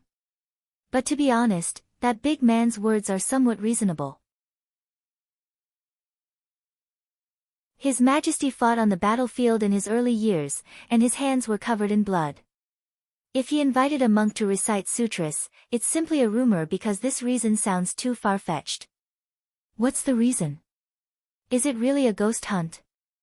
Du Guqing asked curiously. Yi Lingfeng glanced at her. "Do you believe in ghosts and gods in this world?" Du Guqing subconsciously shook her head. Then, she realized that he was despising her and couldn't help but glare at him. Chu Qingyan, who was at the side, heard Yi Lingfeng's question and remained silent. Actually, in the modern world, she also didn't believe in ghosts and gods in this world. But when she transmigrated, she began to suspect that there were some things that science couldn't answer. "Has anything happened in the Jiang Kingdom's palace recently?" Xiao Su suddenly asked. Yi Lingfeng carefully recalled, and gently patted the folding fan in his hand. "Other than the assassination a few days ago, there shouldn't be anything else. The servants reported that the assassin hasn't been found yet. The imperial capital is still under martial law. But this incident happened after the monk was invited, so it shouldn't have anything to do with the monk. Lingfeng, Think of a way to investigate the reason for the monk's invitation, and who the assassin's target is. With his sharp senses as a politician, Xiao Su felt that these two incidents seemed unrelated, but his intuition told him that they were inextricably linked. Okay, I'll get someone to pay attention and see if they can find the problem. Yi Lingfeng nodded. After all, this was the imperial capital of the Jiang kingdom. Unlike Xishuan and Junlan, there were no Xiao Su's men here. Moreover, they weren't familiar with the Jiang kingdom. His men couldn't act rashly. If they touched the interests or taboos of those people, their hearts would be exposed. Think about it, the lord of another country appeared in their territory. What kind of unspeakable secret could there be? Even if there wasn't, they were all experts in strategy. Even if there wasn't, they would still come up with something, just in case. If their identities were exposed, it would be harmful to them. As soon as Yi Lingfeng finished speaking, the people at the table next to him began to whisper. By the way, did you see our crown prince and second prince at the sacrificial ceremony a few days ago? Guest A asked the person beside him. Yes, we saw them. The sacrificial ceremony is held once a year. Even if we have important things to do, we have to put it aside. That's an opportunity for us people to see the emperor, empress, and princes. If we miss it, we can only wait for the next year, Guest B said excitedly, as if he could make a fortune just by seeing them once. I saw it too. Our crown prince is still so peerless. It's really a blessing for the people of the Jiang kingdom to have such a crown prince. Guest C stroked his beard and said with a flushed face. Yes, yes, our emperor is really good at raising children. His Highness the Crown Prince is diligent in government affairs. His Highness the Second Prince is gentle and polite. They are brothers who are respectful to each other, unlike in other countries where brothers are at odds with each other. I'm really glad that we are under the leadership of His Majesty and not born in another country. Guest A sighed. When Chu Qingyan heard their discussion, she felt some admiration for the emperor of the Jiang kingdom. He should be a wise king to be loved and respected by the people to this extent. Out of the corner of her eye, she inadvertently glanced at the person beside her. His face was as still as water, and there was a touch of sadness in his eyes that one could not detect if one did not look carefully. Chu Qingyan was stunned, then she understood. She lowered her eyes, and her heart was also a little heavy. People would feel indignant because there was a comparison. When the emperor of the Jiang kingdom and the Sichuan emperor were compared, it was clear who was better and who was inferior at a glance. If the emperor of the Sichuan kingdom was even slightly better than the emperor of the Jiang kingdom, then Big Ice Cube would not have to wander in a foreign land. Unfortunately, everything was already set. The Sichuan emperor would not become the emperor of the Jiang kingdom. Chu Qingyan raised her hand and covered his hand. When he turned to look at her, she said pitifully, Big Ice Cube, I'm cold. Lend me some of your body heat. He could not help but shake his head when he heard that. She was wearing so much, and she was still cold. As expected, her body was still weak. He did not answer. Instead, he turned his hand and put her hand into his. When that hand obediently clasped in his palm, his heart calmed down for no reason. Su Yi's vexing worries just now disappeared like smoke. Chu Qingyan pursed her lips and smiled. She was not cold. She was just afraid that he would be cold and his heart would be cold. At this moment, a voice attracted Chu Qingyan's attention.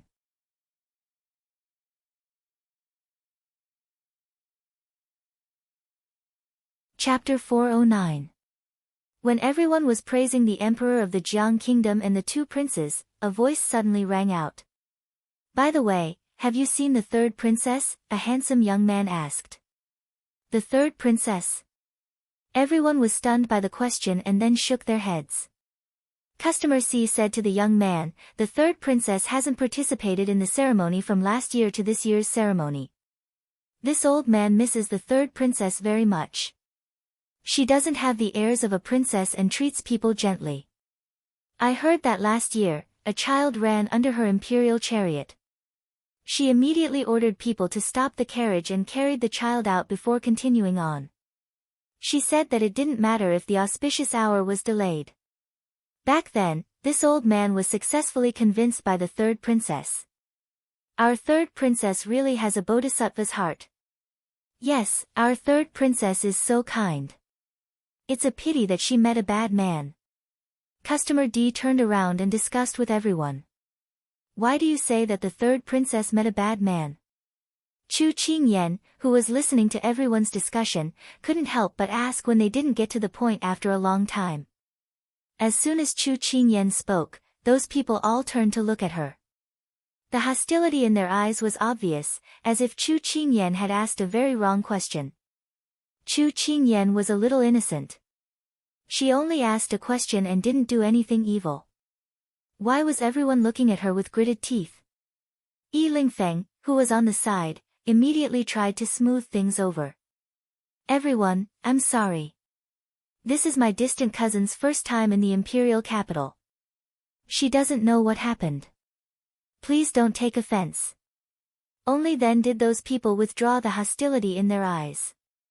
Customer A said with a smile, that's fine. After all, that was last year. The little girl is still young.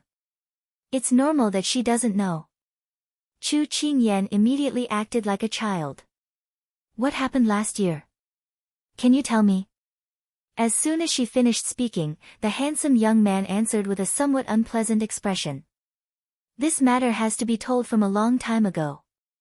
Looking at his long-winded speech, Chu Qingyan immediately pulled the pastries in front of her closer to herself and prepared to listen to what he had to say. The origin of the story was like this. The intelligent and beautiful third princess had a crush on the second young master Tang, the prime minister of the Jiang kingdom. This was a secret that everyone in the kingdom knew. Because the royal family only had these 3 children, their every move was watched by the common people. The third princess was His Majesty's treasure, and he loved her far more than the crown prince and the second prince. Everyone's eyes fell on her. No one knew how it got out, but the third princess had developed feelings for her childhood sweetheart, second young master Tang. She had never hidden her feelings for him. The emperor of the Jiang kingdom and Prime Minister Tang also seemed to think highly of this pair of children and had never interfered with their relationship. Later, when the third princess was of marriageable age, which was in the early spring of last year, His Majesty decreed a marriage and betrothed the third princess to second young master Tang. Everyone thought that this was a good match and made a good story. However, in the early summer of last year, when the two of them were just one step away from the wedding ceremony, the third princess suddenly lifted the veil and broke off the engagement. This matter greatly damaged the Tang family's reputation and also caused them to lose face. However, His Majesty of the Jiang kingdom did not blame the third princess because of this. Instead, he rewarded the Tang family with many things and ordered the imperial court not to talk about this matter. However, the gossipy common people had already spread the news. Why did the engagement break off? Didn't they say that the two of them were a match made in heaven? Chu Qingyan was obviously so engrossed in the story that she even forgot to eat the pastry in her hand. That second young master Tang must have done something to let the third princess down. Otherwise, how could such a kind and lovely third princess do something like breaking off the engagement? Geste said angrily. That's right. The third princess is such a noble person. If she was willing to marry second young master Tang, the Tang family would be laughing in their sleep.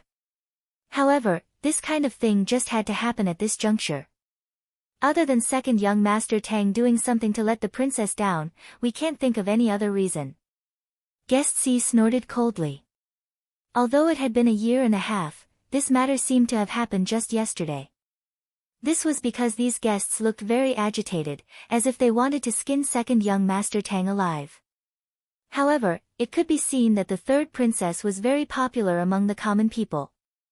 She unilaterally broke off the engagement, but no one stood out to criticize her. Instead, they stood on her side and scolded second young master Tang as a heartless man. It was obvious that these people had successfully become fans of the third princess, and they were also brainless fans. What about the third princess now? Chu Qingyan felt that she couldn't judge the truth just based on their side of the story. Although she had a strong curiosity about the third princess just by listening to the common people's comments, she still wanted to collect information from other sources.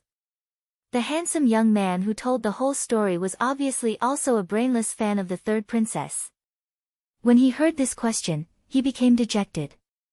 Ever since the third princess left the imperial palace that time, she hasn't left. Even when the nobles usually hold banquets and invite her to appear, she didn't accept. Thinking about it, we haven't heard any news about the third princess for a year and a half. We miss her very much. That's right. It's all second young Master Tang's fault. Otherwise, our third princess would often go out of the imperial palace. My wife said that she once sold 5 kernel cakes to the third princess. Not only did the third princess give her enough money, she also gave my wife a jade bracelet. We plan to treat that jade bracelet as a family heirloom and pass it down from generation to generation. Gatsby said with pride. Old man Lu, what does that bracelet look like? Show it to us. Someone jeered. That's right. We also want to see what the bracelet worn by the third princess looks like. Another person continued. I don't want it. Once I take it out, it will be snatched away by you. I'm not that stupid. Gatsby looked nervous and regretted saying this. Chu Qingyan saw that the topic was diverted, so she didn't ask anything more. Because these people knew almost everything. Young Master Yi, is what they said just now true? Why do I feel that it's strange that someone didn't mention the one who broke off the engagement? Did they make a mistake? Chu Qingyan couldn't be blamed for thinking this way. She was inferring according to common sense. Yi Lingfeng shrugged, there is indeed such a thing, but I'm not very sure why the public opinion is all on second young Master Tang. I only know that when the third princess broke off the engagement, second young Master Tang didn't come out to explain anything. Also, I heard that someone spoke ill of the third princess behind her back and was beaten up by him. But it's all rumors. Just treat it as a story. Chu Qingyan squeezed the pastry in her hand slightly. Seeing that her fingertips were deeply embedded in the soft glutinous rice, she smiled mysteriously. No, I think that the more inexplicable something is, the more valuable it is to dig into it. This is very likely to be a breakthrough. She tilted her head and asked the person beside her, Big Ice Cube, what do you think? There must be something wrong when things are abnormal. Xiao Su said, you're tuning into the Blissful Bookshelf YouTube channel. We're so grateful for your support and don't forget to subscribe to join us on this incredible journey through captivating stories. Your generosity through donations truly makes a world of difference, as it's the primary source of revenue that allows me to expand and enhance this channel for you. Thank you from the bottom of my heart for being a part of this adventure.